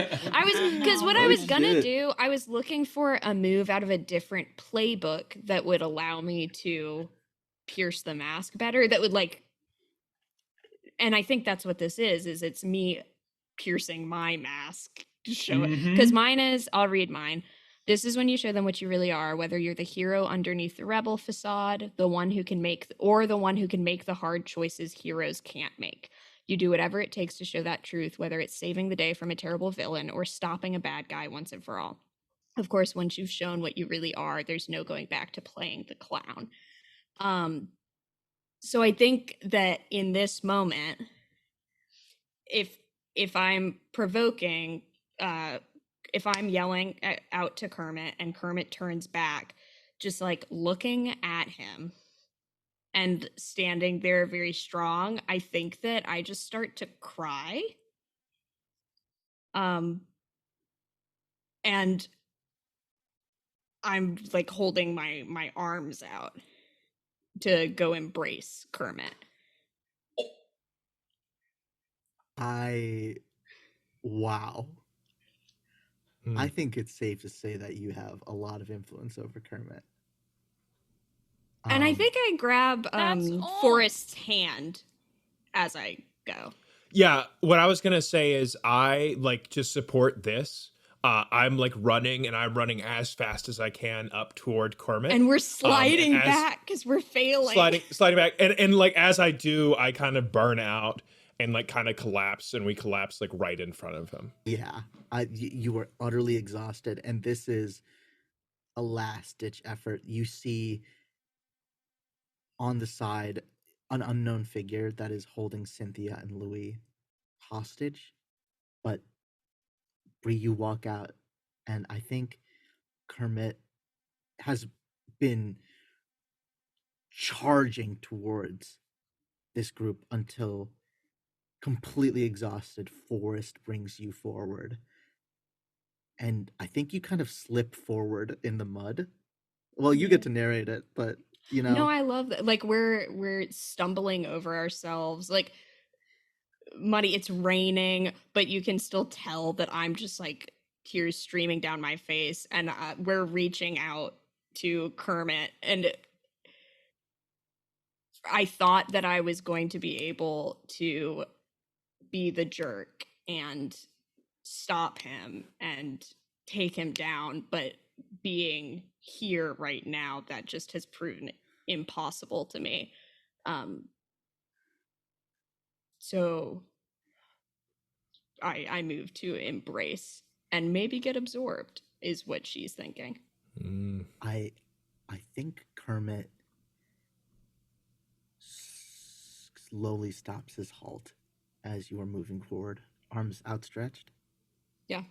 And I think I start singing, and it sounds really bad because I'm crying. Like I feel like we hung out behind the bleachers. We probably were making fun of people. Like I think I sing like gosh, like what are those songs? You know, like the songs that kids sing behind the just like Yeah.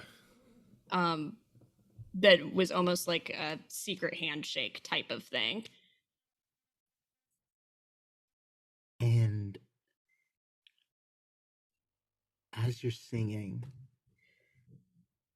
Kermit's form begins to ever so slightly shrink and shrink. And just a tiny bit of his body reaches forward, and it's not shaking in mania, but fear. Kermit doesn't want to touch you. Because when Kermit touches people, he hurts them. I think I reached the hand out. And like ever so slightly, it feels like a beanbag. Oh, Like it's tough but pliable. It's warm, and it if you let it linger, it begins to hurt. I think that, you know, there's that moment, and I'm not like flinching back, but it's the touch. Yes, we're here, and then I'm not gonna let you hurt me. You know, like I'm gonna make sure that you aren't going to do damage to me. And I think that I'm still crying, and I say, "Listen, you really look like shit, buddy, but you're still in there, aren't you?" And the more you sing and the more you hum, strangely, Kermit begins to shrink further and further down, and further and further, until standing before you of course, just in a loose, still ever shifting form, roughly in the shape of a teenage boy. The facial features return. I'd like to remind you, Bree, what are your powers under your playbook? My powers under my playbook. Wait, I picked manipulate emotions, and then I picked power nullification, didn't I? Power nullification. Ah! Oh. And you think back, and the shell powers, this weird effect that you weren't affected by, the conch magic, you've realized that you've misunderstood your power. Whoa. Just a little bit. And immediately, Cynthia and Louis, you're let go as running forward. You see taking off the mask. You might recognize Forrest. Lila, potentially, just throws her arms around her little boy. And the rain continues. And I think there's a moment where he speaks up. And he's crying. Little goopy amoeba tears. I don't know. I felt so out of control. I never meant to hurt them. Just my mom gave me the powers, and I didn't. Is it me? We've been really irresponsible, all of us, with, these gifts. And I look down at my hands and I look at it and I say, I'm sorry that I wasn't there to help. There were a lot of things that could have happened that didn't happen. I think I look back at Louis and I say it again. I say, I'm sorry that I wasn't there to help, because that shouldn't have been on you alone. Come up. Join the tableau. Even though I can barely talk and barely, breathe because I'm so exhausted. I can't stand up. I'm like, my legs are totally dead. I just reach forward and I like hug my arms around his legs. And I miss you. I miss you, man. I think Kermit kind of crumples down to his knees a little bit, and he continues. Gotta understand these powers. They're not good. They're not good for anybody. We gotta stop it somehow. I didn't know any other way. Well, I'm glad that we've got another way now. Maybe I could be a helper for, harmful or self-consuming powers, so we don't have, people can get rid of powers that are causing them strife. But I already heard so many people. What's gonna happen to this storm? To what? Oh, when everybody abandoned me, he took me and he told me that I wasn't a monster, but the real monster was the nobles. I can't go back. I gotta hide. They can't accept me. And Lila steps forward. I think she says, "You're right, baby. We gotta hide somehow. We can't go back to your mother. We gotta." Hey, I don't think that you're a monster. I think that the real issue is anyone saying that any people are monsters. We're people. And if you need to hide, I honestly, I understand that there's a lot of damage done. I know that it wasn't, purposeful that you did it, but I do think it would be really hard, and there's a lot of atonement that needs to happen. But I don't think that we should turn our backs on everybody either. Titled or not, flashy powers or not, strong, weak, it doesn't matter. What matters is trying to be better. And people who want to separate you from your friends because of some arbitrary shell or power, I don't think we need to listen to them anymore. However, I will say, existing with these powers, it can be really, really hard. And if you feel like you need to hide your identity or somehow, mask yourself from the world, that is not something I would ever judge, because I just got utterly embarrassed in front of everybody. So I think I probably will start wearing a mask soon. May I? I don't think I'm at a speaking place yet. I came and I joined the huddle just in terms of, group huggedness, whatever. But hearing talk about the mask, I'm remembering there wasn't just 2 figures in this plan. There was 3. And Kermit mentioned the storm, and I'm putting together, he's not talking about the weather. And where the heck is that conch? So, I think I'll say something to the effect like, hi, Kermit. My name is actually Louie. I didn't realize you remembered my brother. I didn't realize that you were actually in there and could feel and remember and see everything. I'm sure that was horrific. But we can talk more about that some other time. Do you know where the person with the conch might be now?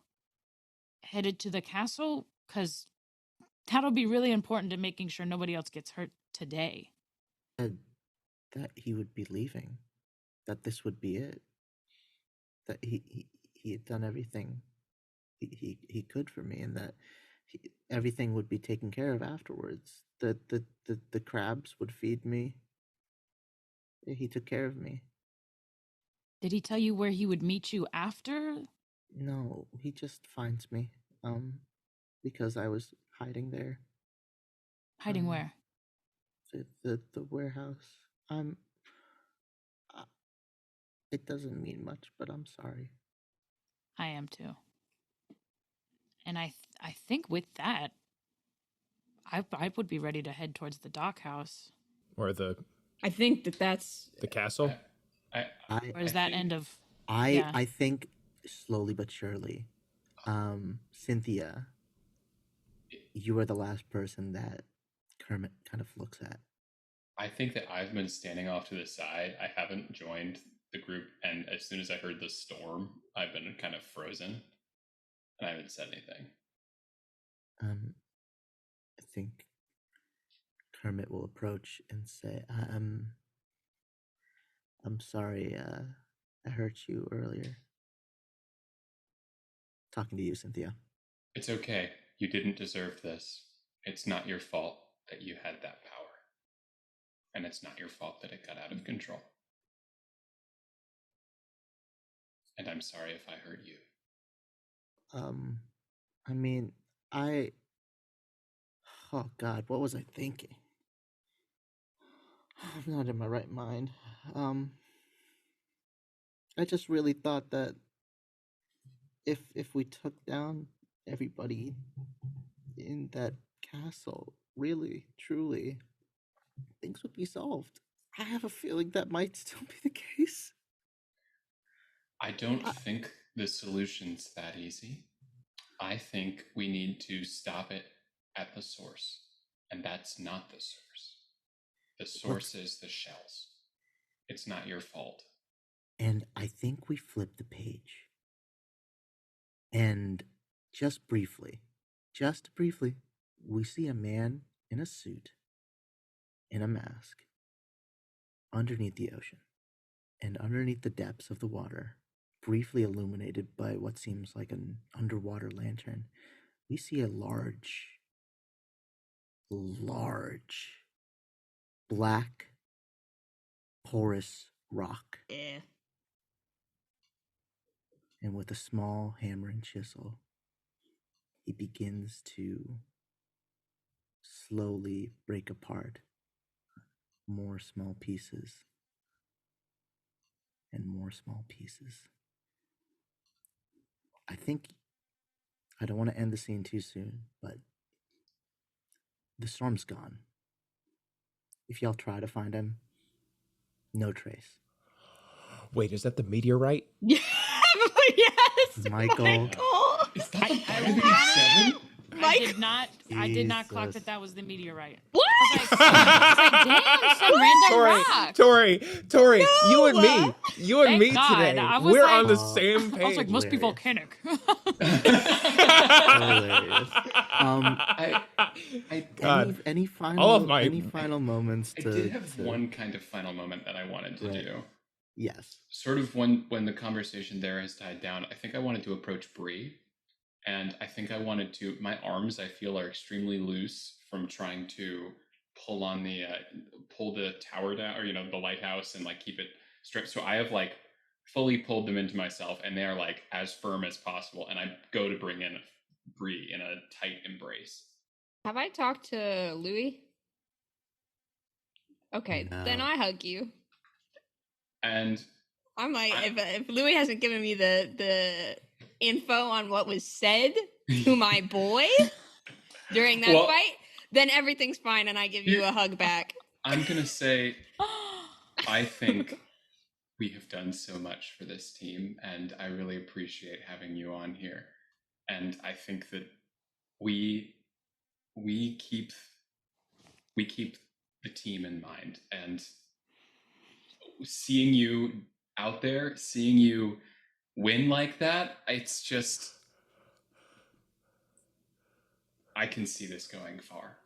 This is really My heart is breaking. this is really interesting because Your legs too. when I unlocked my moment of truth and I permanently locked a label, I locked my superior at 0.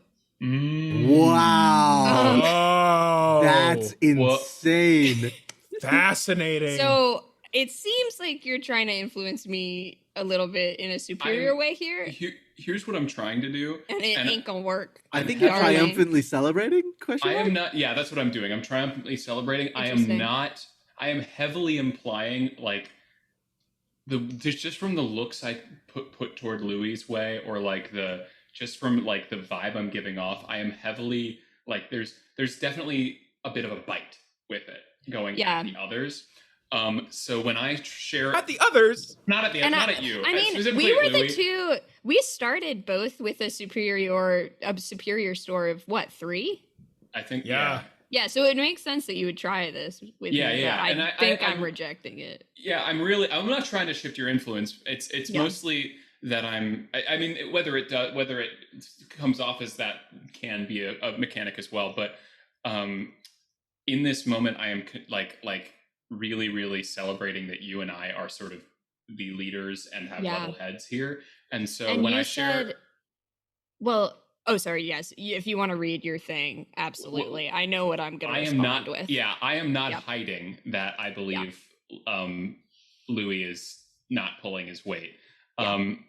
When you share a triumphant celebration with someone, ask them if you've been a good leader or effective teammate. If they say yes, your mentor loses influence over you and you mark potential. If they say no, your mentor gains influence over you and you take +1 forward on using the label your mentor embodies. This is really rough. Have I been a good leader or effective teammate? Well, what you specifically said was like, because you were asking that, but in like conversation, and I'm trying to remember kind of how you ended. You said something about, you're like, we really carry the team. Yeah. That I think I look at you and I say, did you know that Kermit was still in there when you hit him with the lighthouse, or did you think we had to stop Wow. when I arrived at the scene, I realized that the easiest way to get to Kermit would have been the tactic you used. Actually, the tactic that you used to emotionally appeal to the person inside. So the answer is yes, but if not for that is the direction I intended to take, but sometimes things don't exactly line up that way because another certain teammate seemed to steer it in a different direction. So out of necessity, I acted in the best interest of the team. And I regret that I had to hurt him, and I didn't want to, and I regret that that is what happened. But sometimes that's what you have to do as a leader, right? Okay, hold on. I don't want her to sound like this much of a dick right now. I'm dick. kind of loving it. Yeah. It's juicy. We need some drama in here. This is superior. Touchy feeling. Yeah, for you're a second. superior, and I'm not superior anymore. At the beginning, I would be like, "Yeah, totally, babe." But now I didn't know if Cynthia was this much of a bitch before, but maybe she is now. Dude, Cynthia. She does have to do everything. No, here's the thing. she stretches herself so thin. Yeah. In single unique power, she ends up on the bad team. We're getting a peek on potentially that future. Wow. Yeah. So yeah, she's saying this, and she's sort of implying that she was going to go that direction, but out of necessity had to take the quicker or the more physical route. And like I said, okay, yeah, because like what I saw was it looked like Louis tried to talk to him, and then you hit him with the Tried is really the big word there. Sometimes when you try, you do not succeed. Right. And but if talking doesn't work, you throw a building at someone. I get it. Yeah.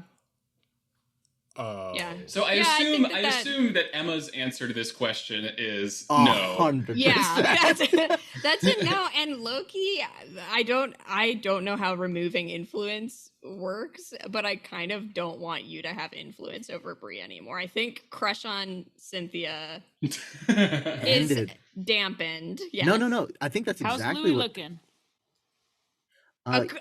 Louis, you're my best friend. Louis, you're my BFF. Well, okay, in a way though, then I guess this is simultaneously you saying no, I'm not a good leader or effective teammate here, and so that happens with my team move. But I do think simultaneously I am kind of trying to influence you. So you could roll to reject my influence, and if you get a certain thing, you can remove that's the how you influence. 1000%. So yeah, That's you exactly how you roll remove for it. Just I roll would 2d6.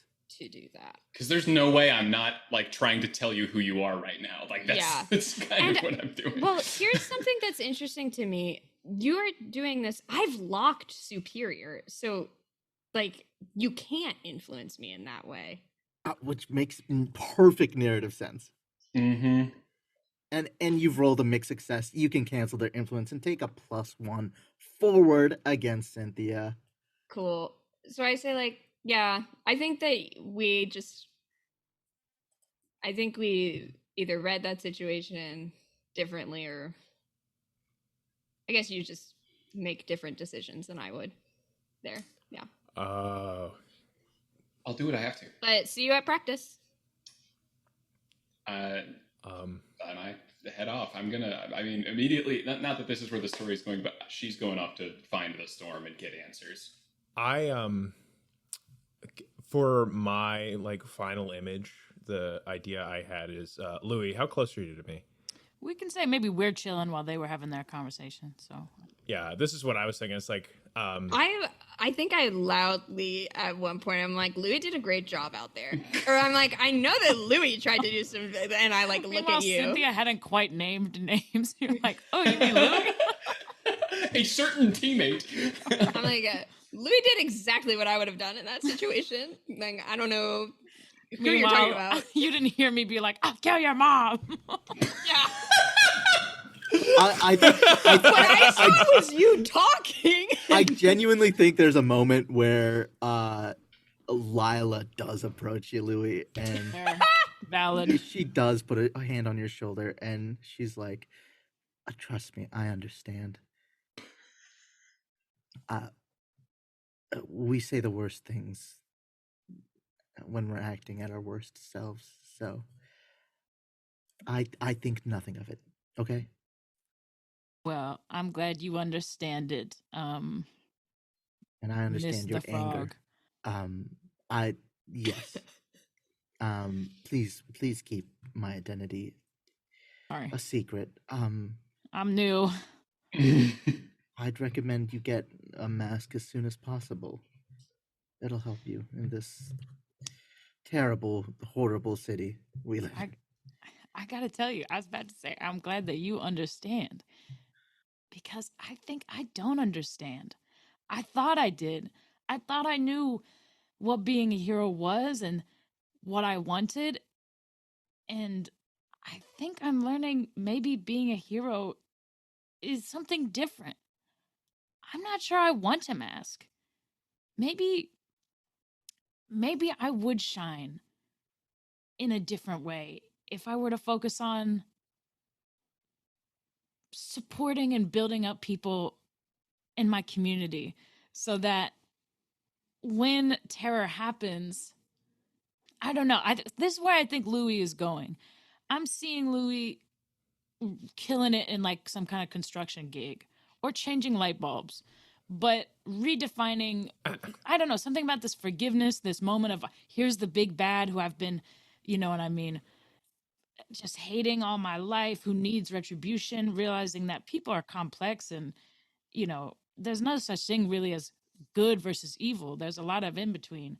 So I think Louis might focus on a bit more micro level of it. So in a way, Aiden was right and was looking out for him. You are still licking that boot. Ay, ay, ay. Aye. So I might look at apprenticing like at Aiden's construction company, but maybe not the hero wing. I think where Louis will be You come back as the pivoting. protege playbook, but for Aiden. But Forrest, I know you had something. Yeah, so my idea for my like final image is, you know, like Louis and I are over here, and I kind of like look up at Louis, and I know we had kind of the disagreement and like conflict back and forth, but at the end of the day, we're still like childhood friends, you know, known each other for a long time, and I kind of like reach out a hand, for Louis to like help me up, and I'm like, could you let me borrow your legs for a minute? I think instead I plop down beside you. I'm like, man, maybe we both just need a break. And Forrest laughs. Yeah, My I guess legs you're hurt right. too, man. I'm jumping. Come on, let's chill for a sec.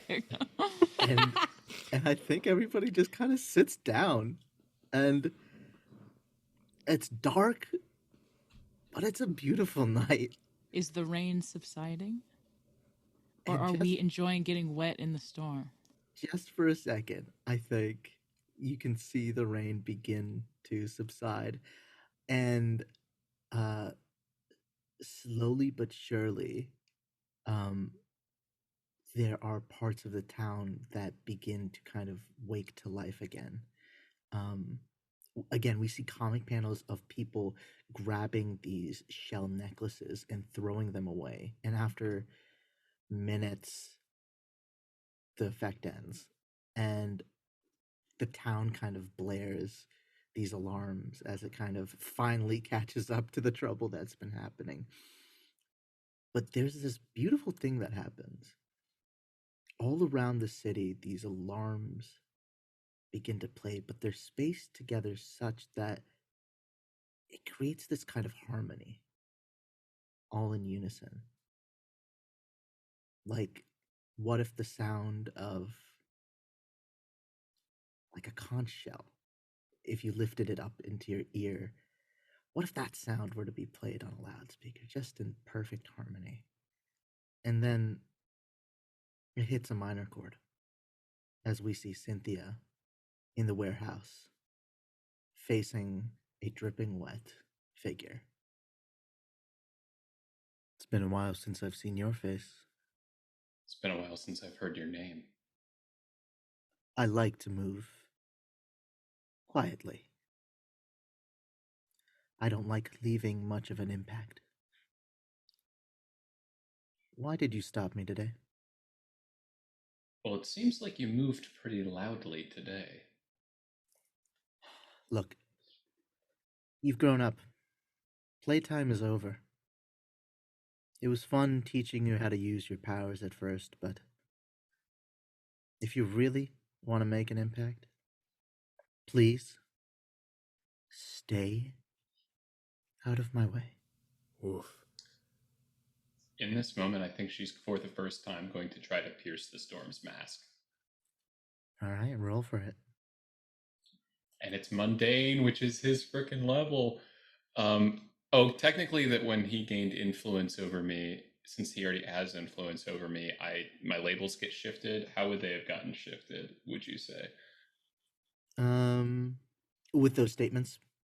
Or that shifted from the celebration with the celebration. With always plus more mundane. 40. Always plus more mundane. Plus more mundane. Superior down. Okay, that makes sense. Okay. And you get a +1 forward on the label your mentor embodies, so this is going to be a +1 on the Pierce the Mask. So I will be rolling +4 on this Pierce the Mask. Yep. That's 12. Wow. Oh! When you pierce someone's mask to see the person beneath, roll plus mundane, you get to ask 3 questions.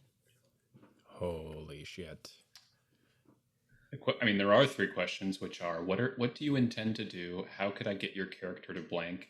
And how could I gain influence over you? I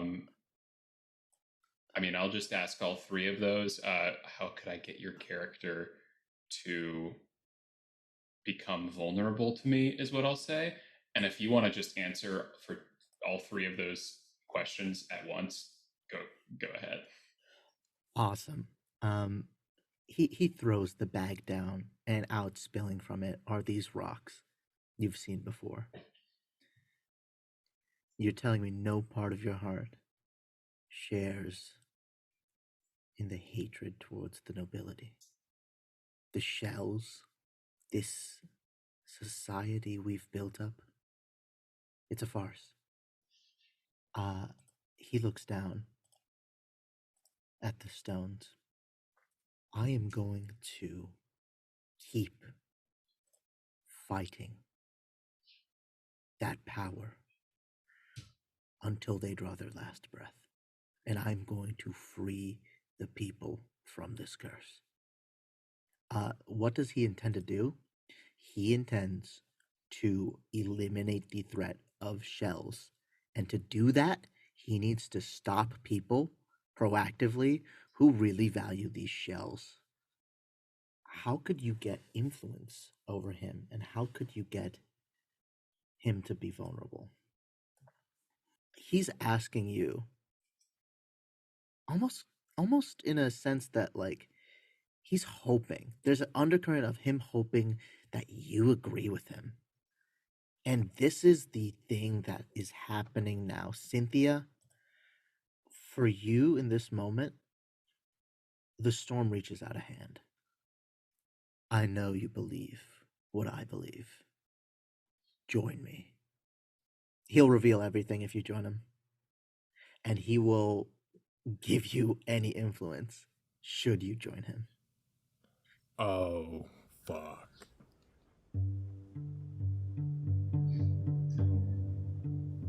You know, you're starting to sound a lot like someone else I know. I'm going to reach out my hand. I'm going to shake his hand. And I'm going to say, I think we start with Miranda. No! Cut to black! End of page! And the issue has End of issue. ended. Devastating. Wow.